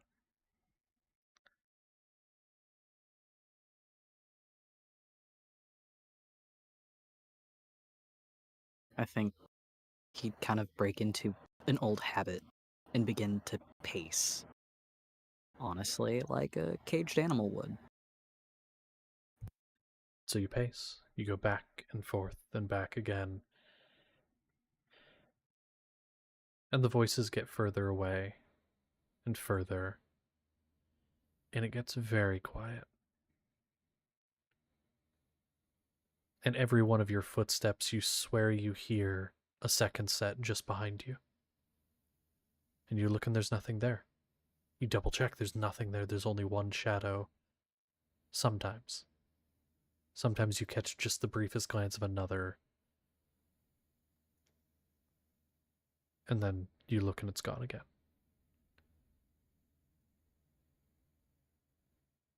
You don't know how long you're in there.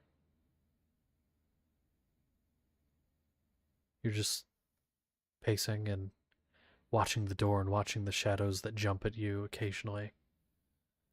Occasionally you see one of them go in for your throat and then it's gone. The shadows are here to get you, but they don't seem to stick around very long. They seem just as afraid. You hear scratching on the outside of your door occasionally, and you're not sure if it's a claw of something here to get you, or if it's just your imagination. But it's gone. And then you're left in the quiet, the silence. And eventually you stop hearing your own footsteps as well. They fade as well. And then eventually so do you.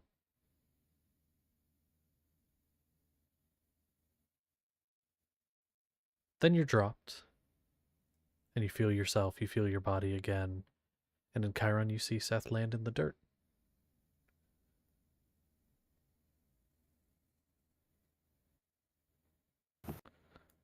Be careful on your way across. There are certain spaces that are softer. You might want to use something to test.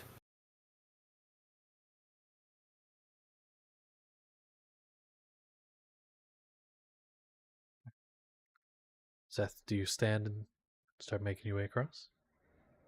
He kind of sits up, leans, squints it in Chiron for a moment, and he'll get up, not fully standing. He's like half on all fours, half walking on both legs. But he will start making his way across towards them. Okay. And I'll say And I with the help of will. Chiron, you can kind of help get him across. Yeah, and I will. I won't step back on the dirt, but I will hold my spear out and kind of just help him pull him across. And as he gets over, I'm gonna hug him very tightly. Okay. Now, Sapling.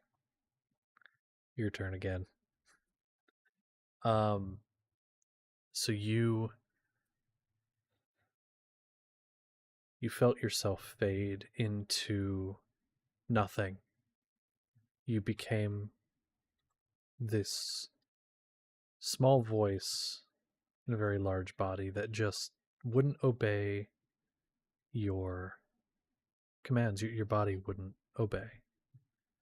And then eventually it wasn't your concern anymore, as something else took care of everything, took care of you. Then you find yourself in your flower shop. It's a bright and sunny morning, the light coming through the window. And it's peaceful. Things are okay. You don't know how you got here from where you were. This is all so confusing. You were with the group, and then you were in the woods, and then you're here at your flower shop. This is weird. It's strange. And that presence you felt, this presence of something taking care of everything, all of that, it's gone. And you don't hear anybody. It's quiet. You hear the lapping of waves. You're in your bedroom currently. Where would you go? What would you do? I'm gonna go outside and look for people. Okay. Let me look something up so I can properly describe something. I'm just forgetting a word. One moment.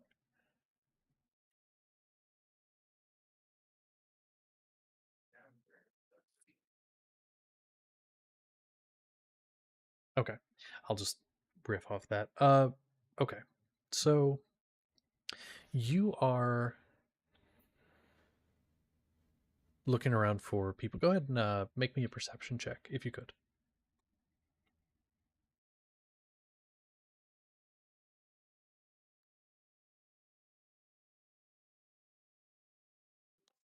Uh, that is a 13. 13. You know, you do start to see Wait, people. Oh, what? yeah. Is it 13? Yeah. Okay. Yeah. You do start to see people as they begin to make their way about. Some people you recognize, even. And they start to make their way. They start to kind of go through the streets and starting their day, and they all look happy. They all look like they're having a really great day. But it's weird. You kind of see these people, and if you take a step toward any of them, they seem to get further away. Whether they start walking away from you or shifting away from you. If they were facing like off to the side, just shifting away, getting further away. How would Sapling react to that?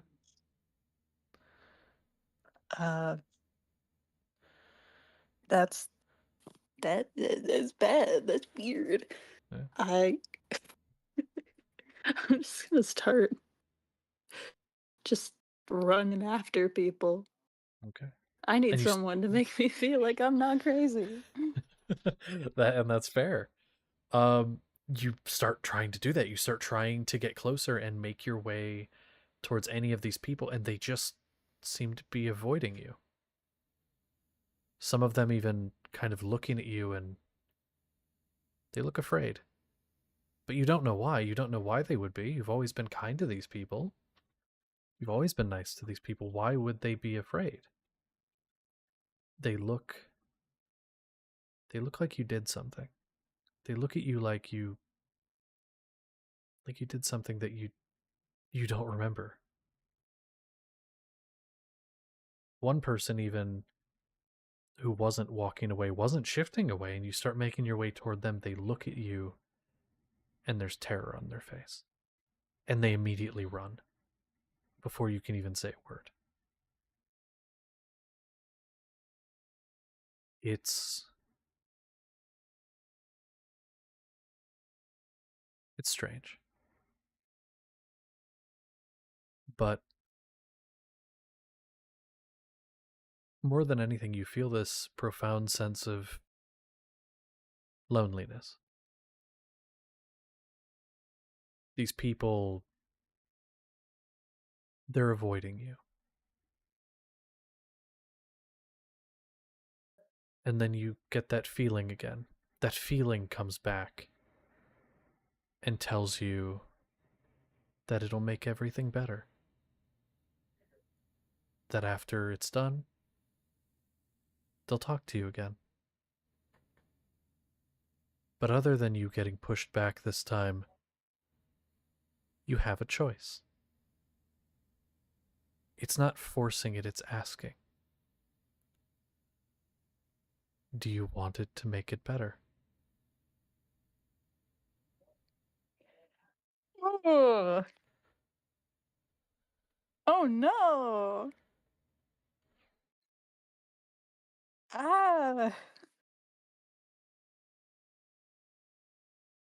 Um.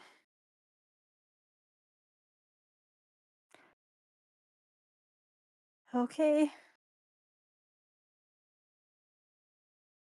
More forcefully this time. Not painfully forcefully, but just quickly. You are shunted into darkness. And then you fall flat on your face in dirt. And in Chiron and Seth, you see Sapling fall flat on his face in the dirt. Oh, good. I tried to dig you up, but it seems that you were in the ceiling somehow.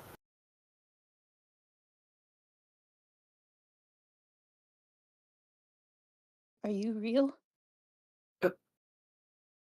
Yes, of course.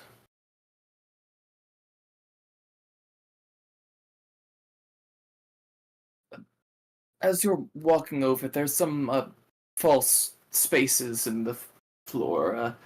Either test them or I can guide you through if you're too shaken up. Ah, I could use some help.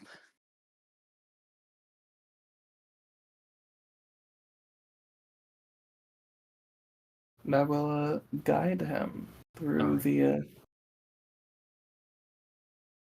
dirt. And so you do. You make your way across and are able to get to the other side with help and by testing it, and eventually make your way.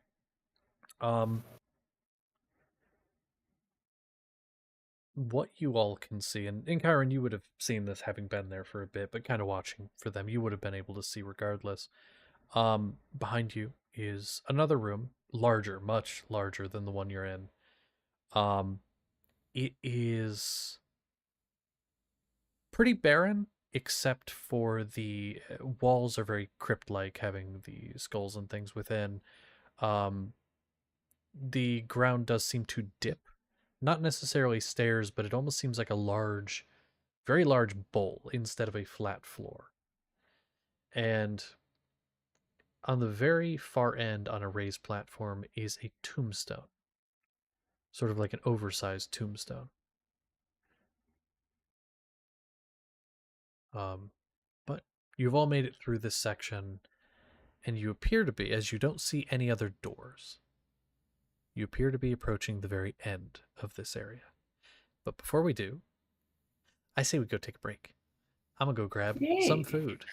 Yeah. I'm gonna go grab some food as well. We're That gonna is go grab agreed. some food.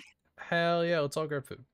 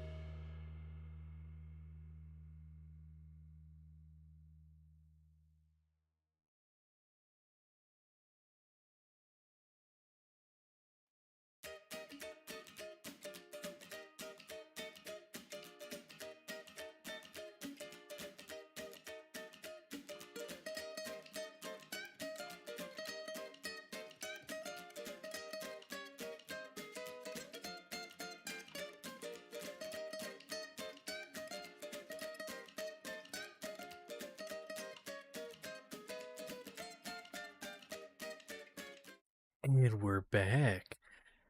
And so, as all of you stand at the precipice of this next room, again, for reference, there is a tombstone on a raised platform off the floor. The floor itself is sort of a.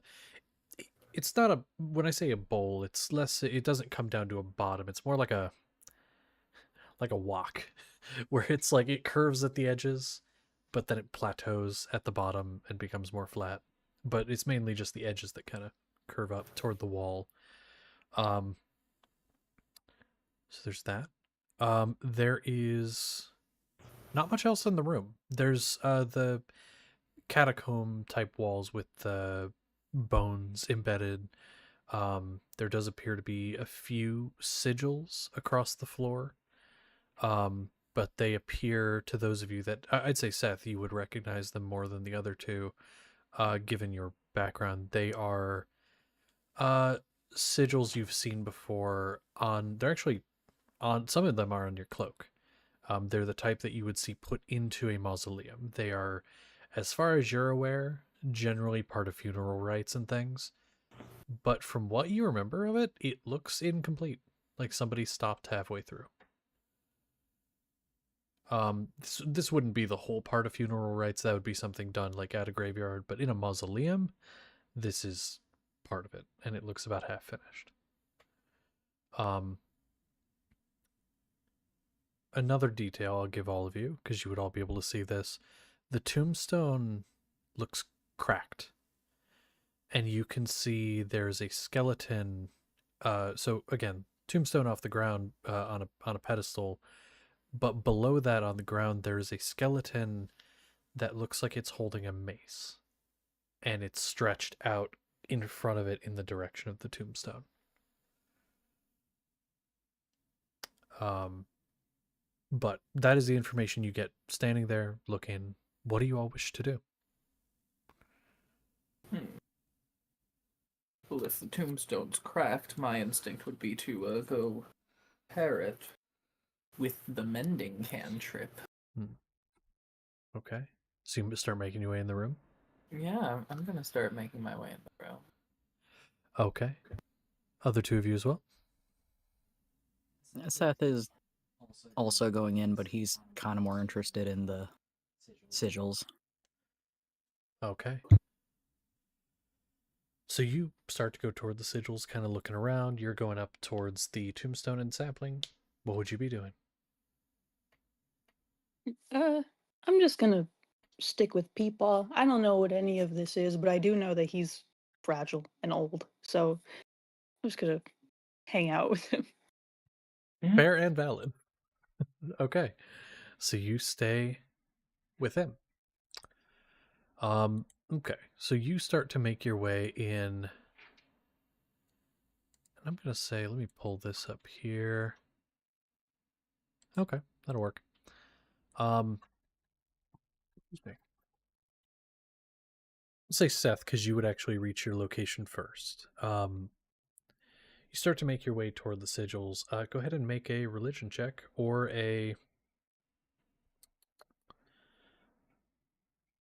investigation. I'd say either. I'll I know go they're great for you. religion, but it doesn't matter either way because I don't have a plus. Would history be any better for you? Is it intelligence? You could have had proficiency. I have no proficiency in anything that's related. Good luck. You could roll any of those.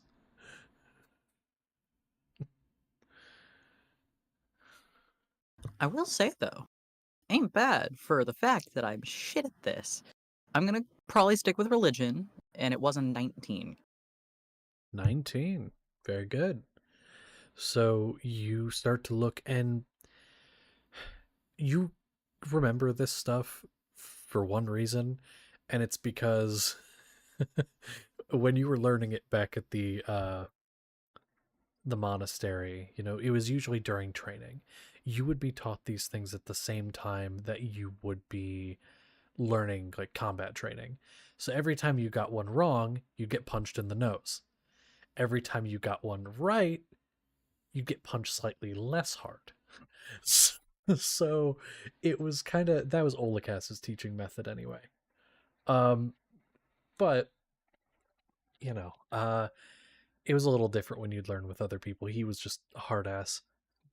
Nothing changed. But you start to look and you're like, you flinch when you look at one of them. You're like, yeah, I forgot that one many times. But you do start to see a few that are missing. And you do have your cloak as a reference for some of them as well. As within the symbol of the monastery, it actually has most of them except for one, which you had drilled into your head. The kind of basic idea is this is actually just kind of lore in general for all of you. The basic idea being, if one of the monks of the monastery was to die, and nobody else was there from the monastery to perform the rites, no other clerics, at least they could be given a proper burial, as the symbols were on their person. So that's that, or at least the majority were. But he's gonna kind of call across the room towards Encheiron. Points. I can read these. Kind of. Oh, lovely. What do they say?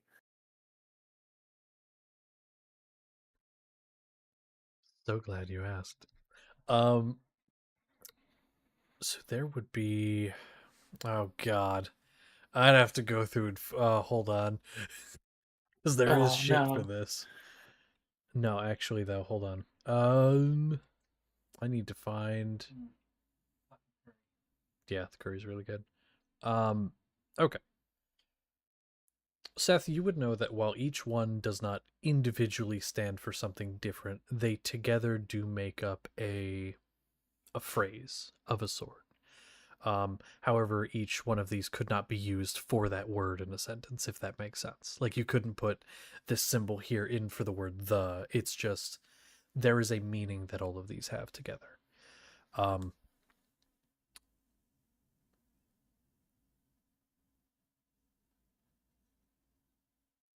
trying to remember exactly what it was here, because I'm not getting out that document right now. Ah. Together it means, may this soul forever dance in the eternal night.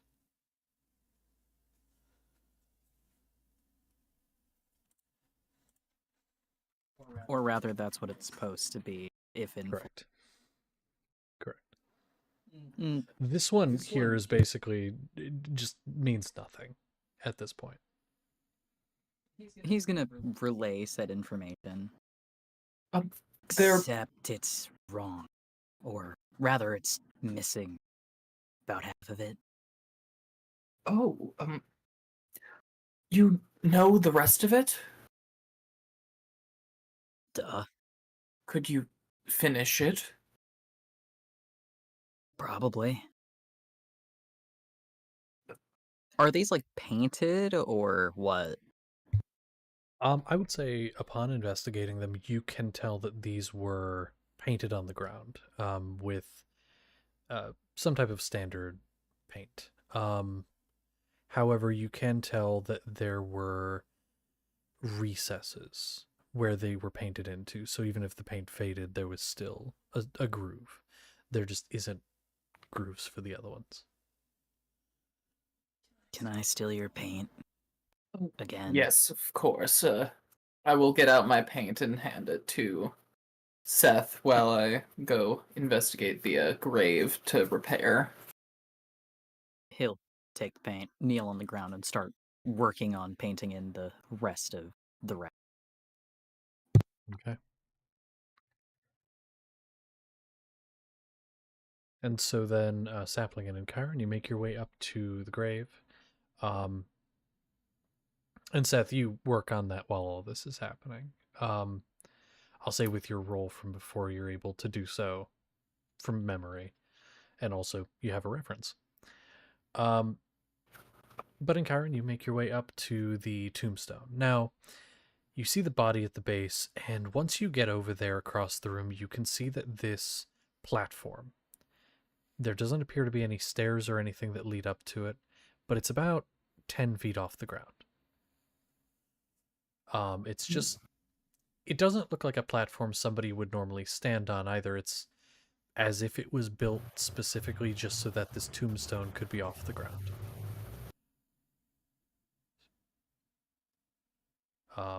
And it is about 10 feet up. Now, point of order is to get up there, you have to walk next to that corpse with the mace. And you see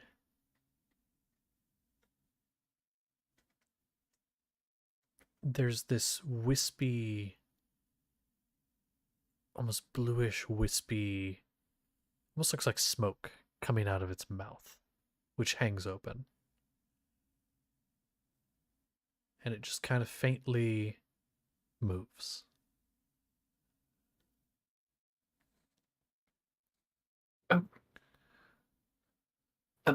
Be ready for something from that corpse. Sapling, but you will help me get up there. I point to the platform with the tombstone. I want to fix it. Sure, okay.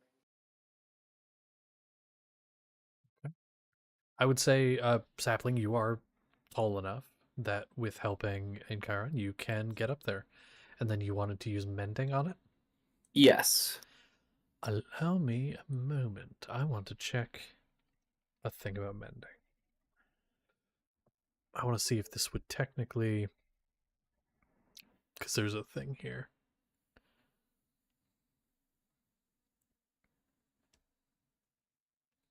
Okay, I was curious of a thing. So, you touch, and it mends it's the stone of the tombstone you watch physically begin to knit together, kind of growing out of itself and forming back together. And you can see that there was... it actually kind of does a little bit of mending on the structure itself. And you can see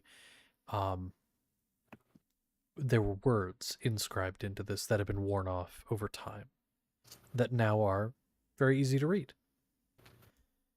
And it simply says, if you are reading this, then I have passed.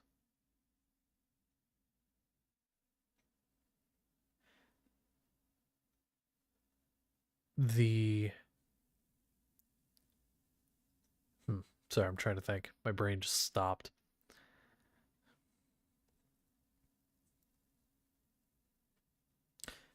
The amulet is within the stone. But before you can get it, you must defeat its guardian. But you kind of look around and there's nothing in the room other than you all. And Karen, could you make me a perception check? Sure, yeah.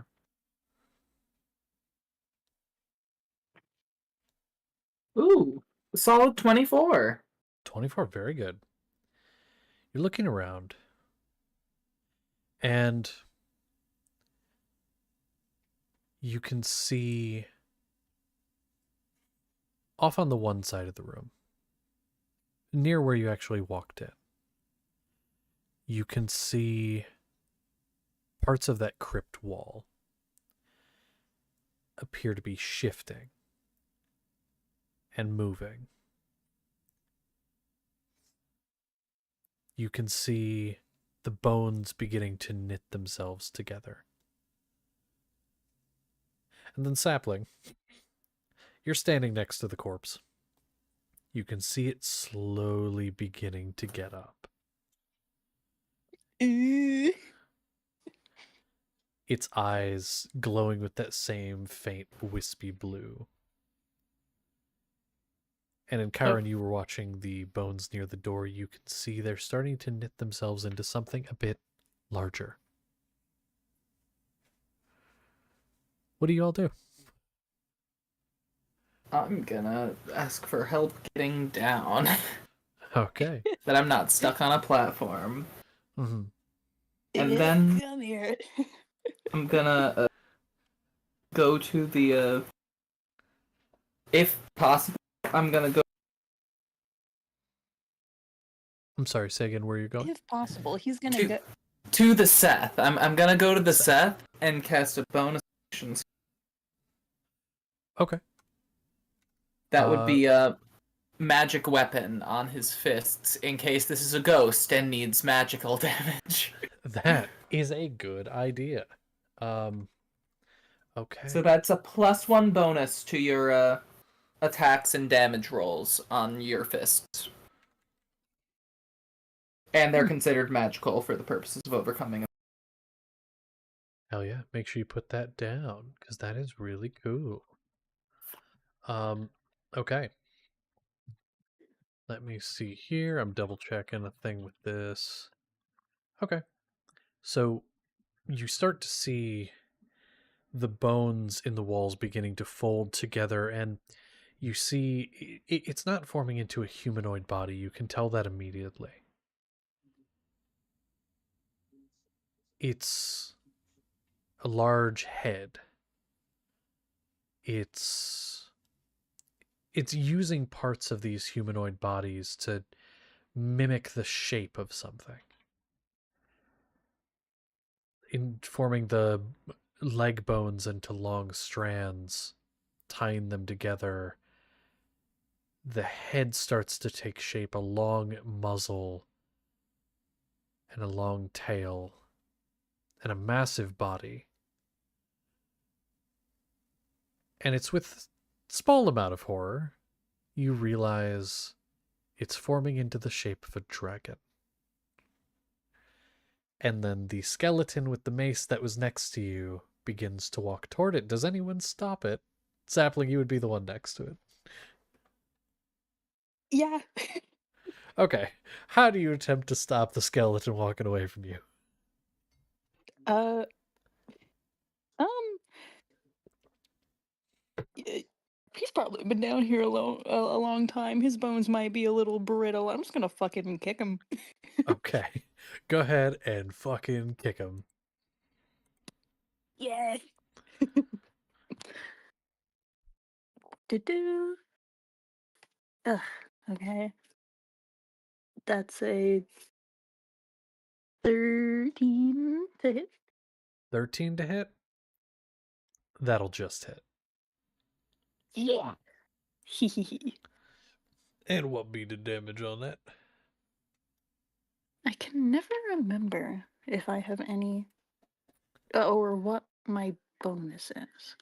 Ooh, it's some max damage on the die. Ooh. Hell yeah. What do I get to my feet? Do I add my strength to my feet? Yeah, it'd be your strength. Yep. Okay. Then that's 8 bludgeoning damage. Hooray. Okay, perfect. And so, yeah, you... Holy shit. Sorry, I looked at something. I got scared for you. Not for you specifically. I'll have to nerf that a bit. But yeah, you kick out and stumbles and just kind of turns the head toward you, like unnaturally turns it around, and then just turns it all the way back around and just keeps walking. Did some damage though. You spin me right round, baby, right round. The head of this dragon creature is fully formed at this point. Most of the body and the wing kind of tips down a little bit, and the skeleton you kick just walks up it and sits on its back, holding mace in hand on top of the skeleton dragon. Yeah, this is... Yeah. And My bestie said it in no mic. Oh, I don't have it up for. Why did I close it? I need to open that. Because it's funny shit.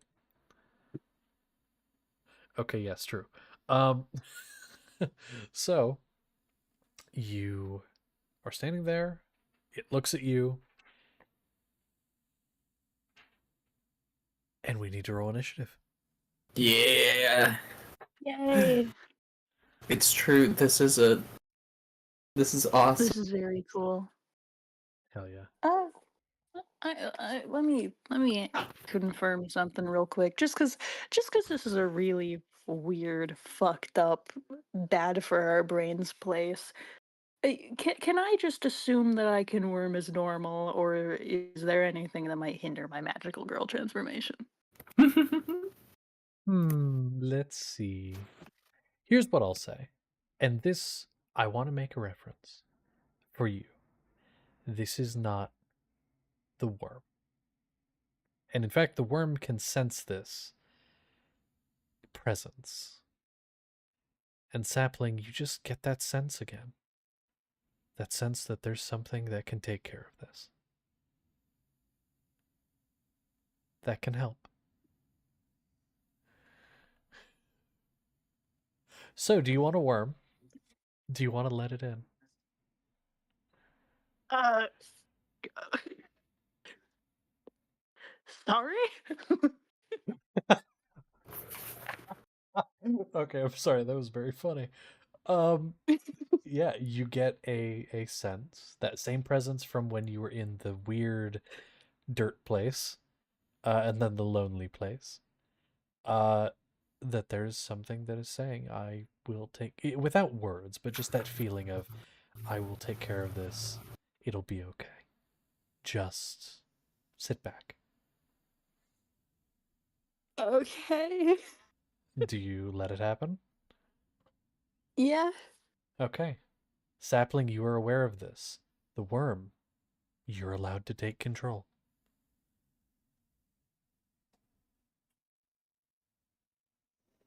And I Okay. want that wording to be very noted for later. You are allowed to take Uh. control. Ooh. So, we had a Okay. 6 from Seth and 18 from Chiron, and what did you get? That.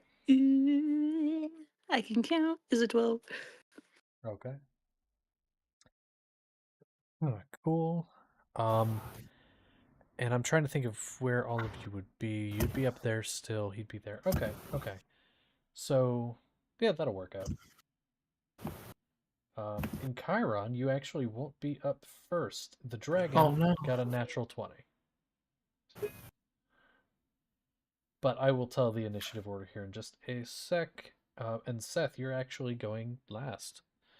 But yes, I will say the order here in a second. Man, skipping your rolls for luck has really been affecting you this session. Shit. What?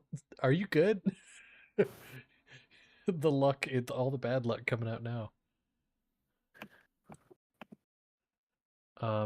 Okay.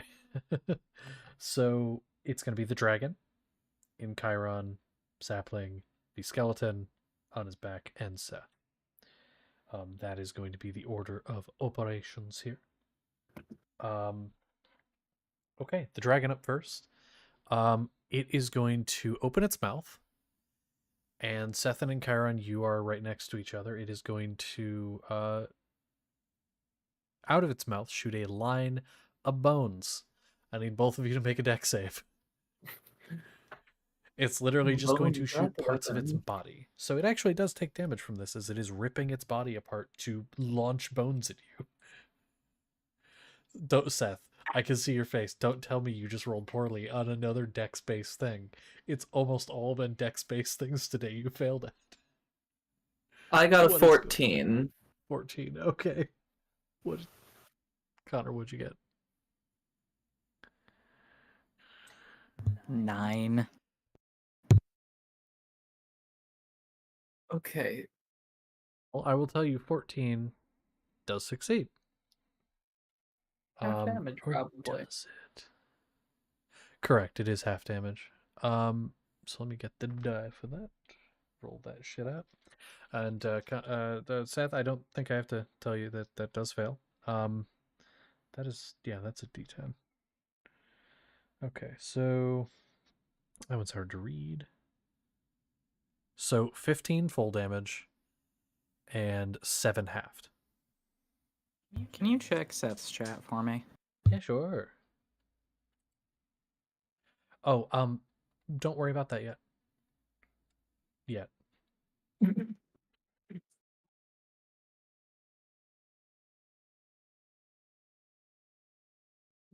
Okay. Well, that's gonna be its action. Can it do a bonus action? No. Although that could be so fucking mean. No, I'm not gonna do it. I'm not gonna do it. I ain't gonna do it. That's gonna be its turn. And Kyron, it's over to you. Sapling up next. Can I get to where both the rider and the dragon are within 30 feet of me? Oh, 100%. You could move like 20 feet, you'd be there. Okay, I will move to space where they're both within 30 feet of me. And you know what it was coming the second you put me against skeletons. I'm gonna turn undead. No. What do they need to do again? I believe that is a wisdom saving throw, and I need to roll lots of damage if they fail. Yeah. Both those were cocked. There we go. I need to fix this mat. Okay, let me check. So, for the rider, what's his save on that? Okay. It's gonna be 16 for the rider. Meets it, beats it. Fucking shit! I dropped my goddamn shit. Good. I'll get it later. It's fine. That's a 19 on the die for the dragon. Okay, so they both save and nothing happens. Okay, that's so sad. It's not half damage. No, Like it's all or nothing, but it's a lot of damage. It is a lot of damage. And yeah. turning. Well, since my big burst of light didn't seem to face these definitely undead creatures. Yes, 100%. Am I within attack range of dragon, do you think? For you to attack it? No, for it to Oh, attack to me. attack you. I want to go away. I would say because you wanted to be at the edge of 30 feet. Yeah.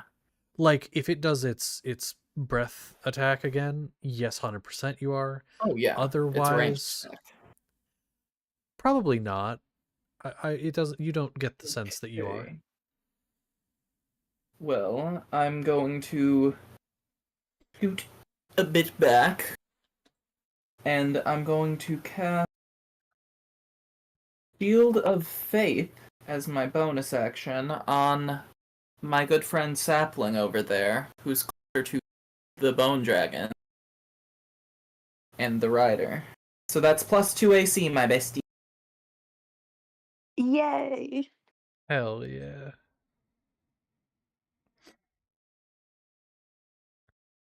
Okay.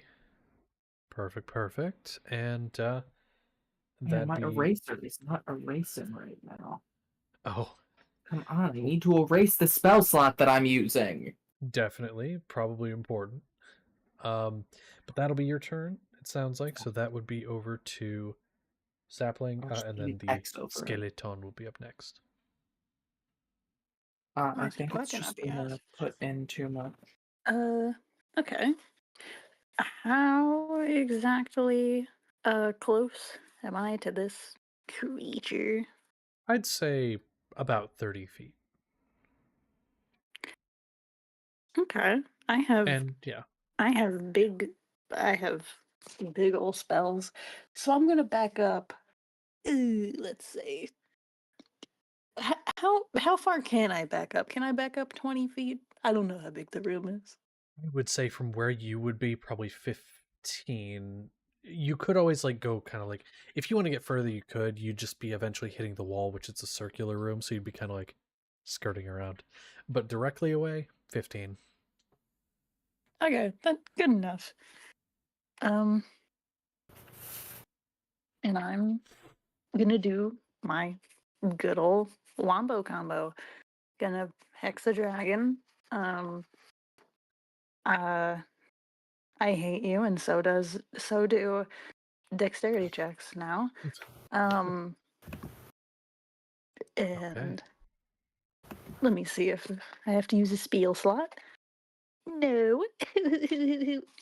And I'm gonna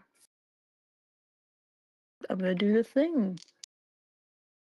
Do the thing. Wow. Wapa.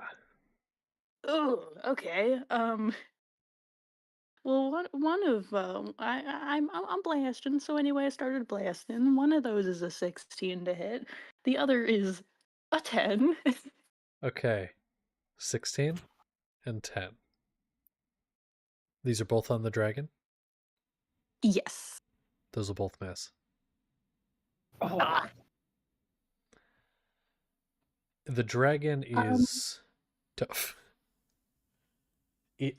I will tell you though, it doesn't miss by much. It impacts the body, but it seems the part it does is non-vital, and it doesn't really take any damage. Checking something real quick. No, just ability checks.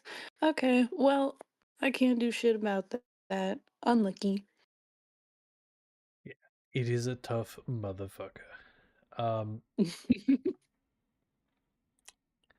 But did roll very shitty on my dice. One of those was a 2, so I don't feel too bad, and I'm not too scared. yeah, you shouldn't be scared yet. Yeah. Okay, was that your turn then? Oh yeah, because that'd be movement, action, Yeah. bonus action. Okay. So skeleton, he is going to I'll do his bonus action first. He is going to actually, wait a minute, let me check that. No, that's the bonus action, that's the action. Okay. Action, he is going to call on the mausoleum and the enchantments within. If any of you took damage in the previous rooms, you take it now. Now, due to what you all did, the only person who did was Seth. And in Chiron, you avoided it entirely. Just so y'all know, Seth is probably more than bloodied. A lot more than bloodied. Yeah. It just hits you out of nowhere. You feel as if in rapid succession all of the hits and the stabs and all of it at once. Now, I do want to um clarify, just so you know, it's only the 7 and the 7, not the damage you took from the spiral as well previously. You do not take that again. You only take the 7 and 7. Just making sure you know. Okay, cool. So, you feel that, so that's the action. As a bonus action, he is going to can't strike at any of you with his offhand. So he's gonna just summon skeleton. And out of the wall is gonna clamber a skeleton. Can't do anything this turn, but ooh, excuse me. But it's going to clamber out of the wall and start making its way. Point of order, this is not a skeleton, 2 legs, 2 arms. It's like it's this weird amalgamation of legs, arms. It's basically like a bunch of bones climbed out of the wall, some of them multiple heads. And it just started moving. It's not really any sort of order to its body. In fact, it doesn't look like it's held together very well, but it exists. So that's his turn. You can't do anything else. So Seth, it's over to you. Dragon up next. Sorry, I just looked at the health you posted. Holy shit. How are you that low? Hold on. You took 8 damage from the spiral, Yeah, and then damage from the thing, and then damage from the breath weapon, the which he took breath full. weapon. I forgot about the breath weapon. Yeah, wow. Okay, well, yeesh. Okay. So it's your turn. What do you want to do? I mean, if there's anyone to get hurt, right? Shut up. Fuck. How far is Dragon? Little ooh, moved up, so you're 30. About 50 feet from you. Actually, exactly 50.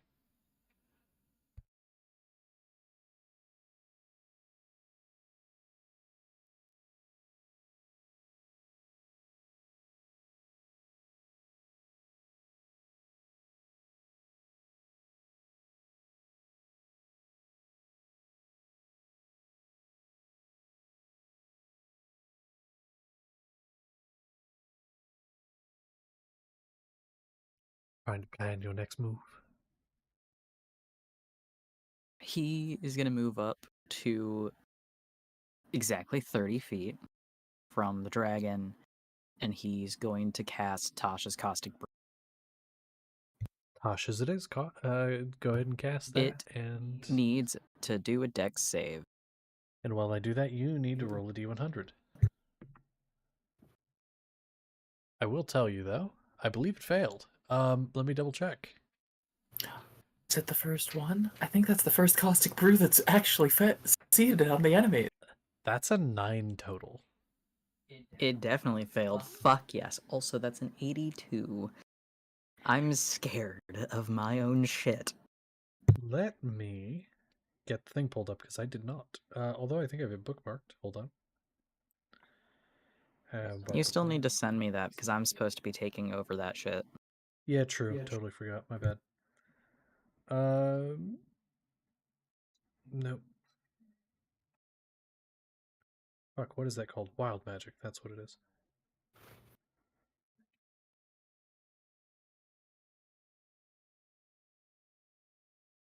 There it is. You said 82?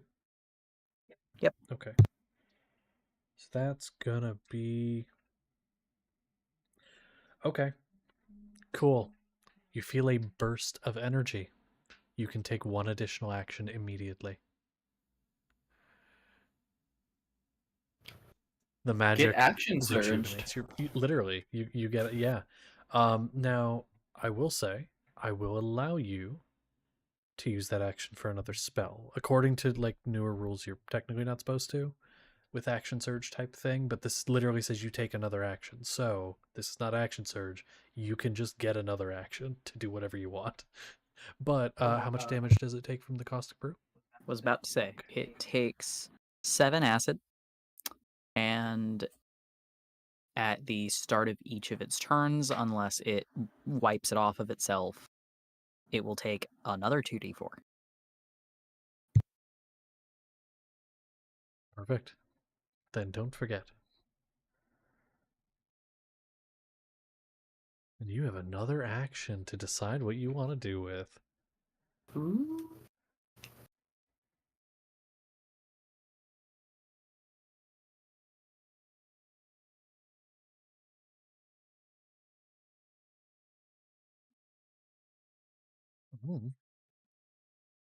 I do find it funny though. That is, I think, the first caustic brew that's worked.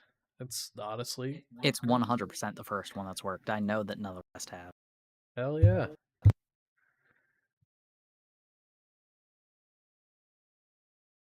You know what? Fuck it. Apparently, it's a 30-foot range, so I'm gonna do it anyways. Acid Spit. Screw them. They have to do a dex save. Ah, shit. 10. That fails. I need to get rid of this dice. It hasn't rolled well in a while. You see, I need to stop using Tasha's entirely at this point because Acid Spit takes the same action economy, has the same, I think the same. No, actually, it's a slightly higher DC, and it does 2d10 damage instead. Although it only does it once, so Wait, why is it a different DC? because it's a different thing entirely. Okay. It's a DC 8 plus proficiency plus con, while the other one is wisdom, I think. I don't remember what sorcerer. No, charisma. Charisma. And my charisma. I just don't remember where you got acid spit from, I guess. It's Cynic hybrid. Oh, you get it from the race. Okay.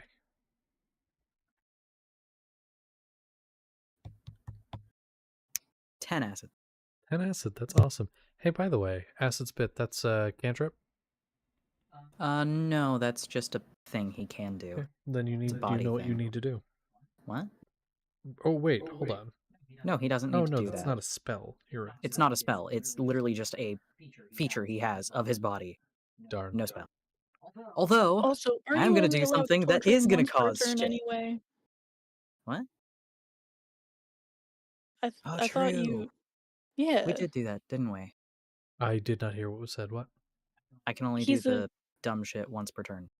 Yeah, if You you're know a what? wild magic You're right. sorcerer, I'm pretty sure the DM can only make you Oh, fuck no, yourself he's not. once per turn. He's not? He's not. He's not.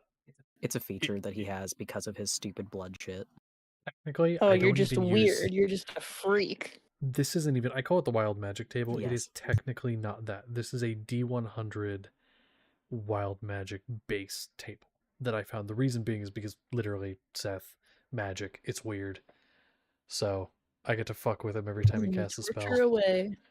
I'm not going to cast a spell again because I can't. But I am going to take my bonus action and he's going to heal himself. Sounds good.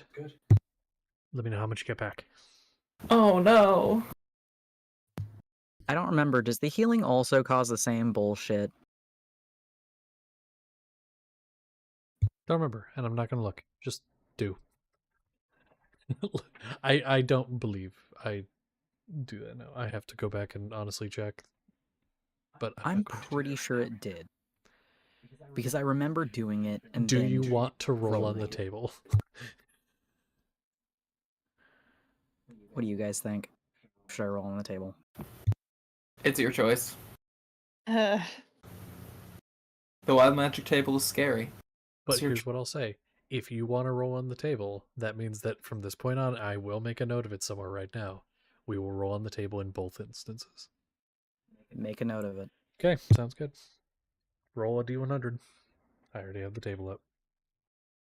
man.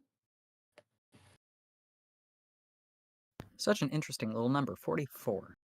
Give me my fucking table. Also, I gained back 6, I think. Awesome. You're getting Yeah, it was 6. You're getting really lucky. So you did already use your bonus action, but for the next minute, you can teleport up to 20 feet as a bonus action. You're getting very lucky because right around some of the ones you're rolling are some really bad ones. So you're getting very lucky. Okay. By the way, the fireball centered on self does still exist on this table, but it is strictly number 8. Number 7 is something else. Something else bad, but something Ooh. else. Okay, that's good. Yeah. Connor, if you wouldn't mind just putting that note down, though, in the chat while I continue. So that'd be your turn. It's over to the dragon. The dragon... You're 30 feet from it. You're 30 feet from it. It could reasonably get both of you within range because it is a gargantuan creature. Sure. Why not? Fuck is right. It's gonna go up and it's gonna... It has its 2 attacks. It's gonna make a... Wait a second. Yeah, no, it'll do that. You're closer. I was trying to figure out a reason why I'd go for sapling. I don't have a reason to go for sapling. So it's gonna go for you two. You're closer. So it's going to make its 2 attacks. It's going to make a, say, bite attack on Encheiron. That's going to be unnatural 20, a skeletonized 20. That does, in fact, hit me. Okay, I have a and good AC, but not that good. yeah. And damage-wise, okay, it's going to be 8 piercing damage. And Ooh. for the encounter, or rather, until your next long rest, your hit point maximum is reduced by that amount of damage. Ooh. That's real bad. Yeah. So your hit point maximum was just reduced by 8, and then you take 8 damage on top of that. Again, that does reset at a long rest, so make sure you mark that somehow. Yeah, I have it in parentheses Was on that- my hit point maximum. mhm. Was that just in Chiron? Encheiron's the only one that just got bit, yes. You, however, I was half paying attention because I was reading something. Sorry. that's fair. You want to pay attention because it's your turn. It's going to whip its body around and attempt to tail whip you. Which, go ahead and make a strength save for me. Well, actually, make the roll, but I still have to see if it hits you. Does a 16 hit? No. It doesn't? No, my base armor class is 18. Ignore the strength save. You do not get knocked prone. And it actually doesn't even hit you. Well, that's going to be its turn. It's over toward Chiron, then Sapling. Okay, I don't feel good. So I am going to, as my bonus action, do a fun little spell called Mass Healing Word, and that's all of us. I don't know if Sapling's been hit yet. I don't think he has, but I will heal us. Weird. That is 2d4 plus 5. So Seth does still need a little bit of a pop. He needs a top up after this, which I will do.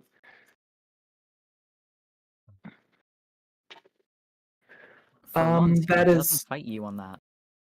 10 healing. So I'm brought up to my lowered maximum, which is really bad because my maximum was already bad. Exciting. And then I go over. I can't do magic to heal, so I don't actually need to go over. I'm gonna use my channel divinity. I need to go see if it's I'm gonna use my second channel divinity to do divine spark, which I think is still 1d8. I know it goes up, but I don't know when. Yeah, 7 is when it goes to 2d8, so that's 1d8 plus spellcasting mod of healing towards the set. Because that is not a spell, it's channel divinity. Woohoo. Come on.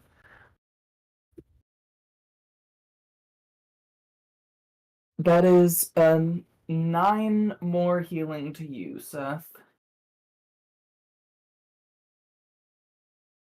And I am not going to go away from the dragon, nor go towards the Seth, because of the whole breath weapon.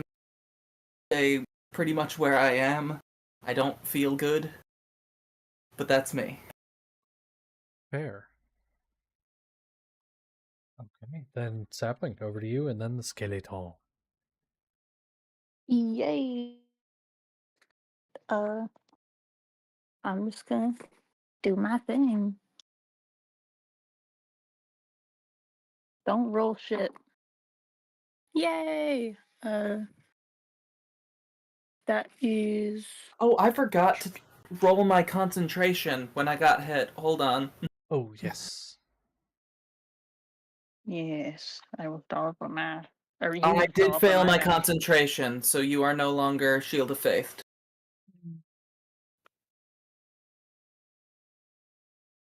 Oh, sad. No. One of those is the other 20, and the other one is 23. These are both the dragon? Yes. These are Yes, both yes, hit. yes. Don't forget to Fuck add your that hex drag. damage. But not It's in a Donkey from necrotic. Shrek way. But Okay. Let me pull this up. Because I don't fully remember. I think I know what it is, but I'm not totally sure. For the blaze. Yes. Yes, yes, He- yes. 10. he Okay. did 1d10. yeah. And then 1d6 for the hex. Here. And that's both of them. Right? Hex gets. Yes. Yes, yes, Yes, yes. both. Splendid. Ooh. Okay, that is 12 force damage, and then 11 necrotic. That's what it is, right? Yeah. I always doubt. Oh, for sure. I understand. I will tell you the extra necrotic damage doesn't seem to have an effect. No, again? I mean, it is literally bones, but like Undead creatures, yeah. I know. However, oh, that's force. Never mind. Dumbass worms. Like, why is this not working? This makes no fucking sense. Why are you not dying? Okay, all right. Well, anything else you want to do? Do you want to move at all? I think I'm fine where I am. Did the dragon move at all? The dragon has not moved. However, I will tell you that one of the bone creatures that was summoned is so if dragon is on one side of you, about 45 feet. On your other side, there is the weird skeleton thing on all 6 on the ground. And it's like 30 feet to your other side. Maybe 35. I'll give it 35. Mm. Uh. Hmm. I wonder how far skeletons can walk. That's a great question. Should probably move a bit. Can I move away from the skeleton without getting closer to the dragon? You can move out more into the middle of the floor, but that would technically put you closer to the dragon. It is quite large. Yeah, and with the shape of the room being more of a circle, it kind of, yeah, no matter if you were to go straight toward the middle, it's putting you closer to one or the other. Grr. Or keeping you same distance from one, so on and so forth. Uh, I'll just stay where I am. Okay. Okay. It is the skeleton's turn up next. So big skeleton guy on top. He is going to first off, use his action to. Is there anything fun he can do? He's going to, again, calling on the essence within this place, but not previous damage or anything like that. But you start to see the floor. It starts to fill slowly with mud. And the ground becomes difficult terrain.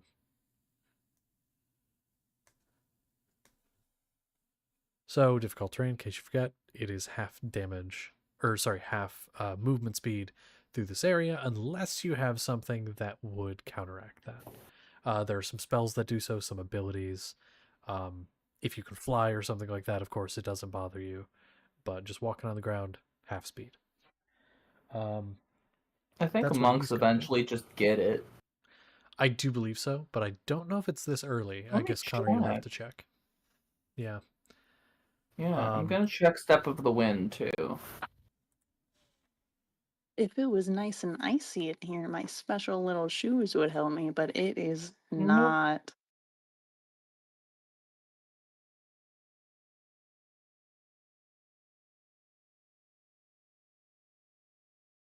I think new Step of the Wind does that, but old Step of the Wind does not. Okay. Yeah, that I'm not sure because I'm not super versed on the new stuff for monks.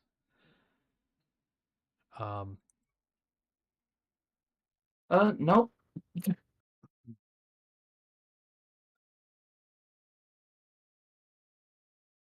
Okay.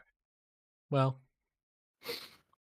I can't do the fun thing, but I can move across vertical surfaces and liquids without falling during my turn.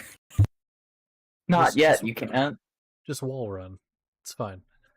But so the floor begins to fill. The floor is difficult terrain.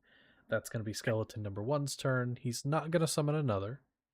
However, the clickety clackety dude on the ground, sapling, he's looking at you. He's looking at you. You're the closest person, and he runs a lot faster than you were hoping. Oh no. And in fact, he's gonna, before he even reaches you, it's actually at the 10-foot mark from you. So he goes 20 feet, or sorry, 25. He jumps, and he's gonna attempt to pounce. I need you to make a strength save. Oh no, Why hold you on. affected by the difficult terrain? Scared. I'm doing the wrong order here. Ooh, actually, good point. He is. But he can climb. So you know what? Oh Fuck it. no. He's just gonna go, you're near the wall, so he's just gonna click up on the wall, and then he will jump. Ninja. He's gonna jump off the wall. But he does. Sorry, I had you do a strength save. I'm doing it in the wrong order again. I need him to make an attack first. Does a where's his stat block? There it is. Does a 19 hit? I fucking wonder. Now I need that strength save. No. Ooh, my plus is horrible. 16. 16. Okay. That will succeed. He attempts Yay. to tackle you to the ground, into the mud, and you successfully are able to kind of shake him off. You're just However, so you big, do. and you have you do- experience. Yeah, I'm a Getting big jumped. bitch, and you're a pile of bones. You do still take 3 piercing damage as these bony fingers stab into your flesh. On his way by. And Seth has jumped you before. You're experienced with being jumped. Yes. So that is going to be his attack, and as he hits the ground, he falls apart. Yay. Just the bones crash into the mud and fall apart. Lego death sound. Literally, honestly though. But yeah, okay, so that's going to be its turn. Over to Seth, then the dragon. So scared.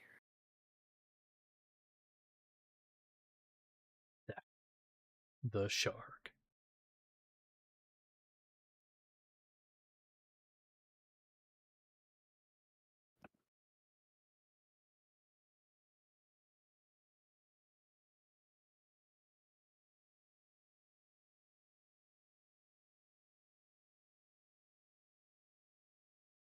I'm about to make you hate me. Okay. Oh no. How does jump distance work? Fuck off. Hold on. I don't remember. Hold on. I think This is what I'm standing asking. jump distance is your is different It than is. running There's jump I know distance. that it is. You I just can't- don't know how it works, and I need to know because I'm trying to decide if I'm going to do a thing or not. Well, let's see. A quick Google search says, okay, long I jump. think it's- Okay. So are you trying to do a standing jump or a running jump? What are you trying to do? Probably standing because running isn't exactly a thing with Okay. this terrain. Okay. So do you have to do a bit of math? So, um, basically, a long jump, you cover a number of feet equal to your strength score. If you move at least 10 feet on foot immediately before the jump, when you make a standing long jump, you can leap only half that distance. So your strength score is I 9. say let's fuck that. I'm not even gonna attempt. My strength score is shit. Mhm. Yeah. You see, here's my problem. I have very few options in this moment because yes, he can move, but he doesn't have enough movement to get up to the dragon at this point with the terrain. You could do so with an So action with your movement and your bonus action with Step of the Wind. Right? oh my 'Cause you god, have, no, like- it doesn't matter. I don't need. Nope, never mind. Ignore me. I'm stupid. I forgot about something very fucking important. He is gonna move forward the full amount that he can, which is half of Oh, 45. by the way, last and then turn he's he going to take the teleport that he got. so that he- we also forgot that last dragon turn, the dragon took 2d4 acid damage. That is Well, something too. I gotta make it. Let me roll that for you because I forgot about that too. It took 5 acid, Okay. but he's going to teleport if he can on top of the dragon, kind of next to Skelly Boy. That is a unoccupied space. Skelly Boy's about to get walloped. Okay.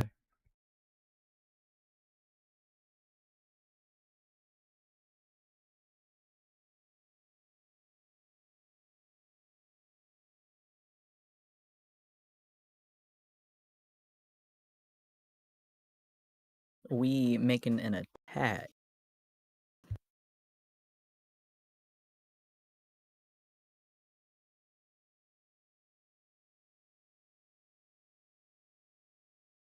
It's 20 to hit, unarmed strike, but that's unimportant because it's still considered magical. Yeah, Like- that'll do. Thank you, Chiron. Um.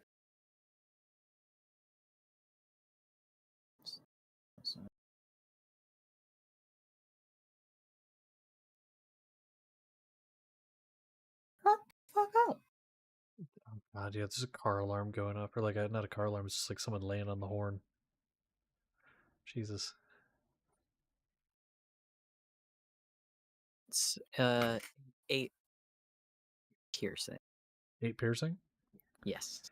Something you notice is you hit the skeleton, does not seem to acknowledge your presence, the hit at all, but you watch parts of the dragon fall off. And with that, I have to change a number.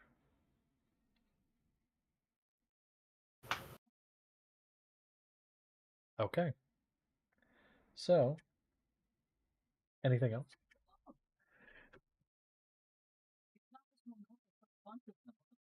I have no idea.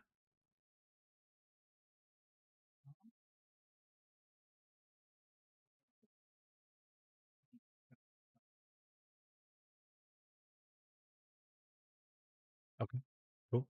Then dragon it is. It's going to.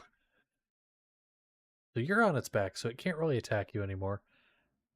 Yeah, it's gonna go and attempt to no, that'd be mean.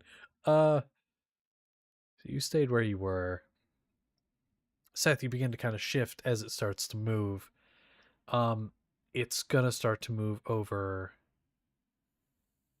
could it do that? I need to check a thing. My dumbass doesn't remember how big a gargantuan creature is, and I need to see if this is possible.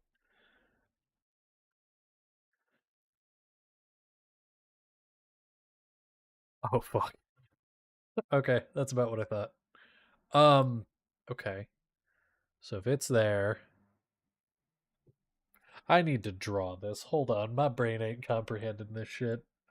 So we got sapling over there. We got the dragon here. We got in Chiron about there, 30 feet. That thing's big as fuck. Okay, okay. It can't do that. Damn. Hey, Chiron, it's gonna try and bite you again. Oh no! I know. It go nom, and it's like God, why is my desk tilted? It's like all my dice want to keep rolling off. Stop rolling! I'm not rolling in a tray right now because I don't know where my tray is, and they keep going. It's kind of funny. Does a 17 hit? No. No, my AC's 18. Holy shit. That's amazing. Okay. Well then. That's it. That's not it. No, it is gonna move. So you could take an attack of opportunity. Oh, no, because it would have had to move up to you and do that. Yeah, you could. You could if you want. Because it would have had to move up to you to bite you. It's my turn next, so I might as well. I Yeah. probably have my spear out because of the whole combat thing, so that's what I'm gonna opportunity attack with. Hell yeah. Only one hand because I wear a shield. Mm-hmm. That is a 17 to hit. Because of the damage that the skeleton took, that now hits. Ooh. Interesting. Also, the dragon takes a 2d4 acid damage at the start of its turn. It is still covered in Tasha's caustic brew. I deal 2 damage to it with that attack. 6 acid. Cool. You stab out the burn, and it takes some damage, and then it continues on towards sapling. Now it doesn't actually go up to you. It doesn't have fully enough movement to, but it can get within 15 feet, which is the range of its tail. And it's going to attempt to whip you with the tail. Sapling, it's going to be a resurrected 20. Does that hit? That's yicky. That hits me, and I don't like it. So once you're done rolling your little damage for me, I'm gonna use my action to hellishly rebuke thee. Fuck Use your you. action. Okay. It needs to make a dex save on that, right? Yes. I'm gonna just roll that real quick. 12. I think that'll fail, right? Yes. Okay, so you go ahead and roll the damage on that. I will tell you for the damage on this, I got the wrong die. That's gonna be 7 bludgeoning damage. However, Oh, I wait. will need you to make a strength save. No! Can't do those. Well, let's see. Maybe I'll get lucky, or I'll roll a natural 1 for a total of 3. 3 damage total? Huh? Or no, sorry, No, the strength my, save. I say. Yeah. It's gonna fail. You are knocked prone. However, the hellish rebuke does still happen. How much damage was that? Oh, that's good. Let me let's find out together, shall we? You fucking suck. Okay. That is gonna be 8 fire damage. It doesn't seem as affected by that as you would hope. Oh my gosh, it's already bad enough that I rolled 8 out of 3 d10s, and now it doesn't even care. Ugh. Yeah. Dragon. It makes me mad. Now I'm curious because you brought up something in Chiron and no Mike. How much HP is your total after it being reduced, and how much do you currently have? After being reduced, it's 15, and I have 15. Okay, so if you just to clarify here, if you were to take damage from another source, but your max HP is not reduced, and then let's say the max HP gets reduced and take damage, that reduces you to 0. As long as your max HP, your new one, is not 0, you're not insta kill. Okay. But That's if what I meant by the bite attack, specifically. yeah, if the bite attacks deduction reduces your max HP to 0, you're dead. Yeah, I know that. Yeah. Okay. So I'm just gonna add up damage real quick that the dragon has taken.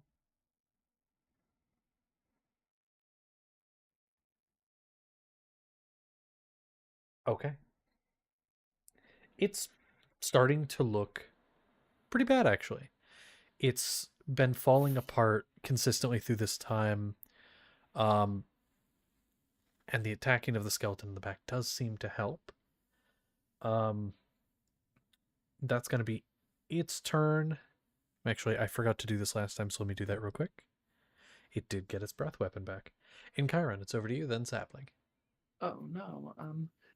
Well, I could spend my action not using spells this turn. I kind of plan to do that but that's coward talk. And I'm quite hurt and scared of this going on. And I have exactly one damaging spell. So I'm gonna hit a 2nd level magic. It doesn't matter what. It's taking the damage. Yeah. I don't know how yeah. much. That for 2nd level, I think it's 4d4. You said at 2nd 1? level? Yeah. I think you're right on that. I'd have to double check. Yeah, I'm gonna double check as well.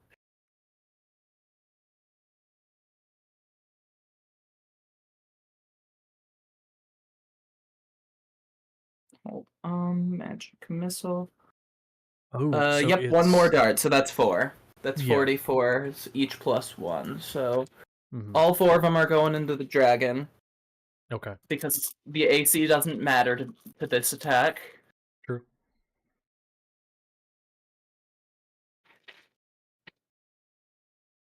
And they deal a total of 5. They deal a total of 13 force damage. Okay. Perfect. Let me add that on. Okay. Almost a funny number. So, there we go. Anything else you'd like to do? No, I don't have any bonus actions, and I'm too afraid to step away from the dragon because it can opportunity attack me. Yeah. Okay. Well, that's that.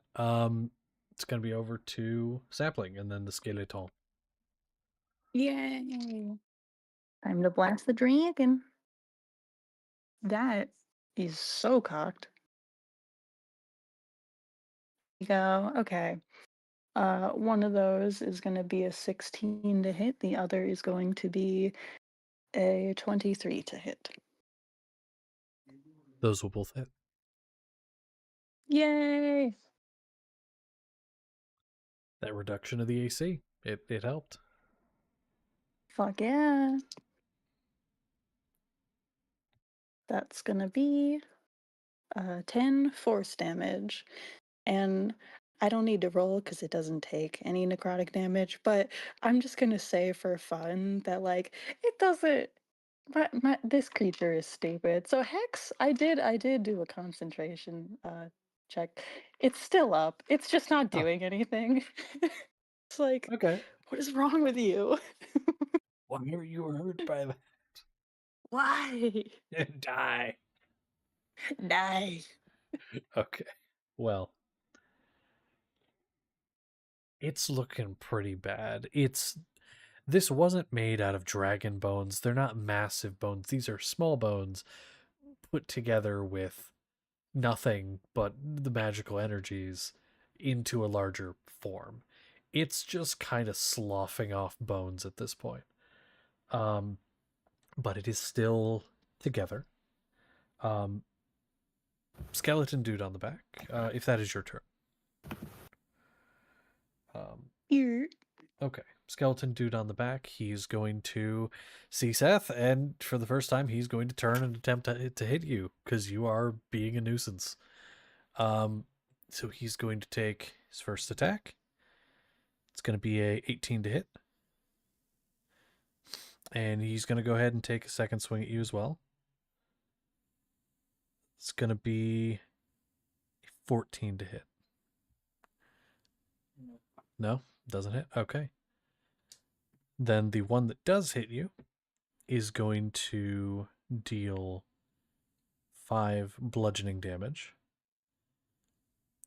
And go ahead and make me a dexterity save to try to stay on the back.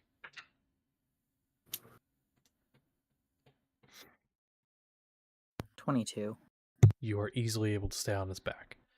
I'm gonna say that's its turn. Although I do need you to make me. No, because that's not a thing that would apply here. Okay, so that's it. It's over to you, Seth.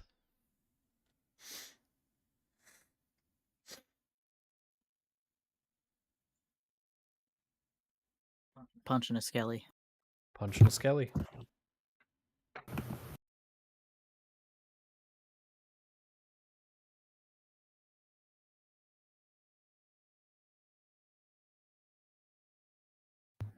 That's a Walmart brand 20. That will hit. Do me a favor before you give me damage. Your fist's going forward. You hit him. You stabbed him. Go ahead and make me a quick intelligence save.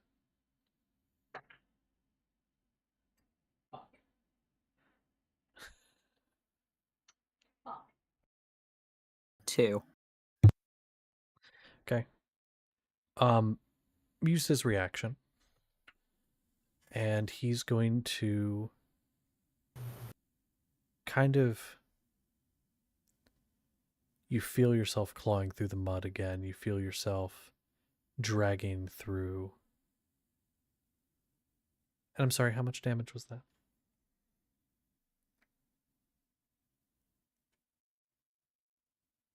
10 max. Okay. Just writing that down so I don't forget. Feel yourself clawing through that mud again. You're clawing up and into the cell. You're there, and then you claw out through the wall, your fingers bloodied, through carving through stone. On the other side is your family. They're there. Your mother, your father, your brother. And they turn their backs on you. And they tell you to claw your way back in, and so you do. Back through the bloodied tunnel, back into the cell. And when you turn your back on it, it closes itself behind you.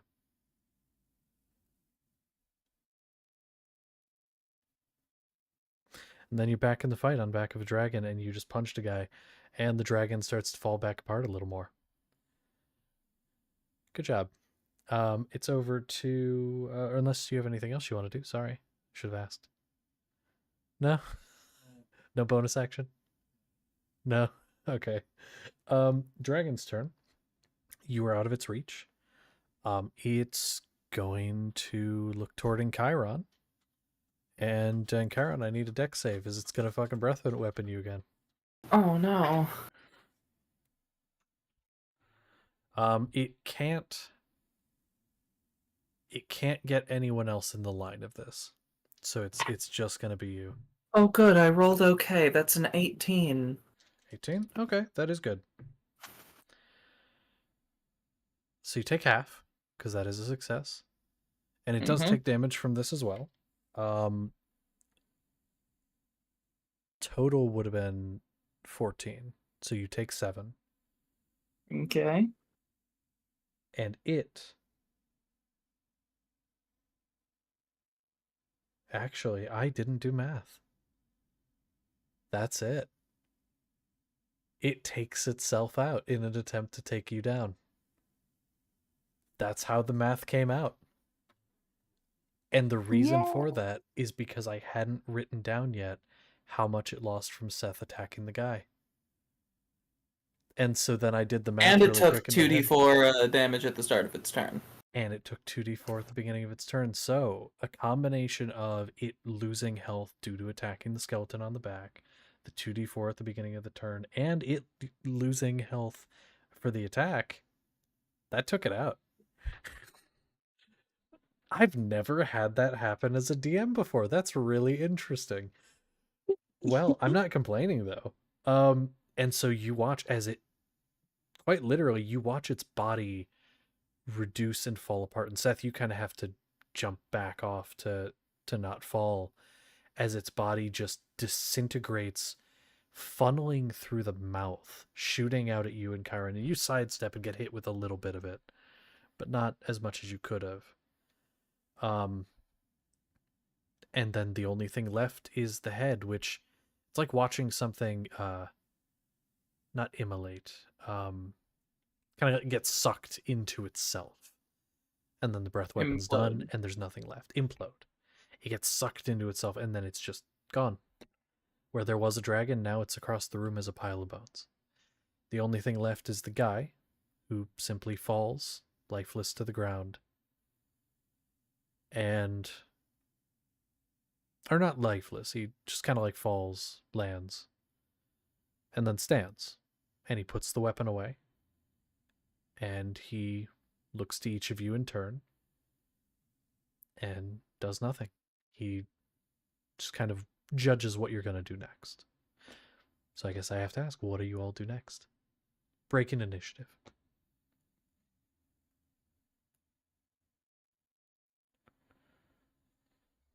I'm gonna breathe very heavily is what I'm... Mm-hmm.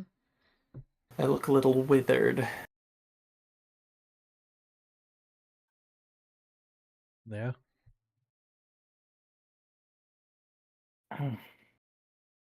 Seth, what about you?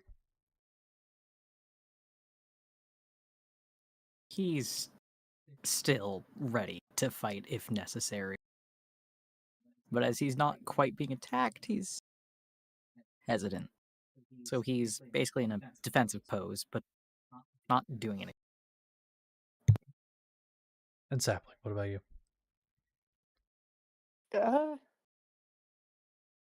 I mean, we beat up that dragon, and this guy seems fine.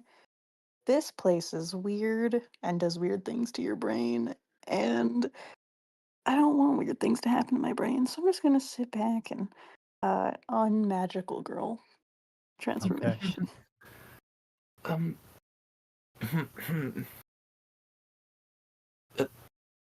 It was a good fight. The thing does not speak after you say that, but it does look to you, and it nods. And it reaches in between its ribs into its chest, around where the heart would be. And it pulls out a key and holds it out to you. And then points with its other hand to the tombstone. I will, take the, key. It holds onto it for a moment as you grab it and then lets go. And you could feel it's heavy. It's very heavy. The weight of it is unnatural for its size, and it mimics a weight that you feel on your shoulders at times. And now there is a staircase made out of bone leading to that platform. Well, Do you approach? I will, yes, I will approach. Look for a place.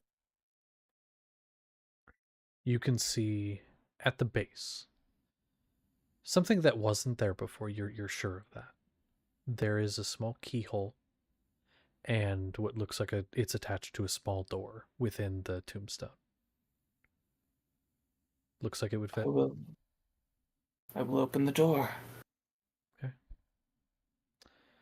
Inside, you see what is very clearly a dried and shriveled heart, but small. Not a human heart, but maybe that of some beast or some creature that was smaller in size, shriveled, and it's made into a necklace, into a charm. Looks like wood, uh, sort of a wood circle around it, tying it in with twine. And you do get a faint magical, I would say more than faint, magical essence off of this item. And it is attached by not a chain, but a sort of like a leather rope, leather strap that you could use to put it around the neck. I will take this and thank you. Say to no one in particular.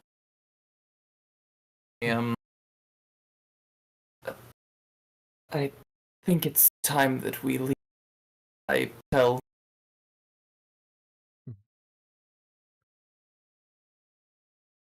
The Yes, please. the undead man is going to simply sit in sort of like a meditative pose, weapon in front of him, close the eyes, and then becomes unmoving. And as you look toward the way you came in, instead of seeing a weird dirt filled room, which the good point, what eyes? Fair point. The one eye that is still there. The other one does nothing. But the dirt in this room has started to recede. And in the other room, you can see it is clear. In fact, it is the hallway you entered through, the one where the man had first departed. The apparition had first departed. And so, you're free to go. I once I didn't catch that. You Nothing. entirely cut out, my dude. Oh man, Nothing. I go up, and then I sit down and take out my vest suit, and I take out some incense and my censer to start doing something that Mm-hmm. Seth can maybe help if he. Seth, do you want to assist? Then I would say one of you make a religion check. The other basically would be giving the help action. You're rolling it. I have shit for that. Okay, I have not terrible, but And you roll with advantage because of the help. yes, which I need. That is a 21. 21. You are able to the best of your ability, with what you have here and with the help of Seth and his knowledge of death from his training, you are able to give burial rites to this place. And as you do, you see apparitions on the periphery of your vision and some directly within that sort of apparate and come forward. They don't say anything, they don't get close, they just watch and listen. And as you continue, they fade. And you can feel physically the weight of this place get less and less.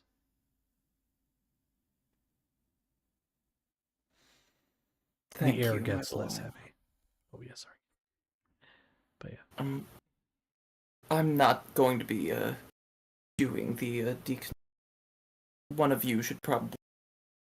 I hold talisman. I understood none of what you just said. Yeah. Every other. Uh, I know. We're almost done. I am not gonna be taking part in the deconstruction, so one of you should probably take this. And I hold it up to you. The I said that in talisman. character voice. Mm. I'm too tired. He's too tired for the mic to.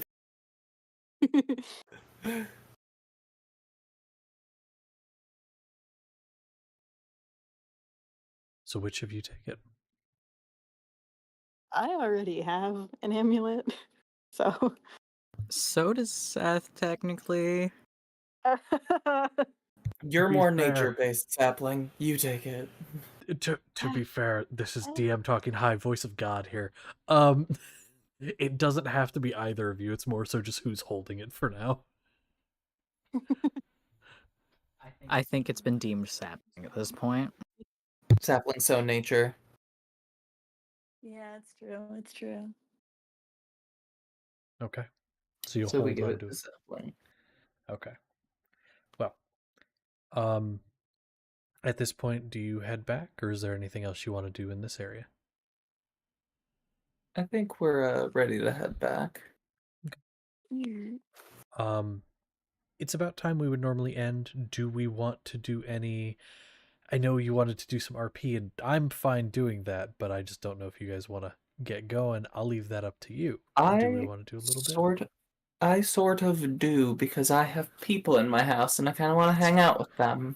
That's fair. Then we can start off next session and do some RP before we do anything else, and then I think that'll be a good Deconstruction. opportunity for I think it'll be a good opportunity for like you guys to catch up the party members who weren't here on what happened as well as you go through your trauma.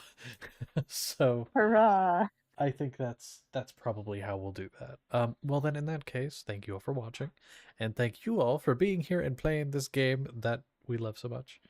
I hope I didn't spook you or traumatize you too bad. I think it was fun. I got spooked by reduce your max HP by 8. That was pretty scary. You didn't get the scary like RP shit, but you got the scary like oh fuck. I got scary RP stuff because my friends disappeared around me. I got the survivor's guilt. That's true. All right. Well, good night.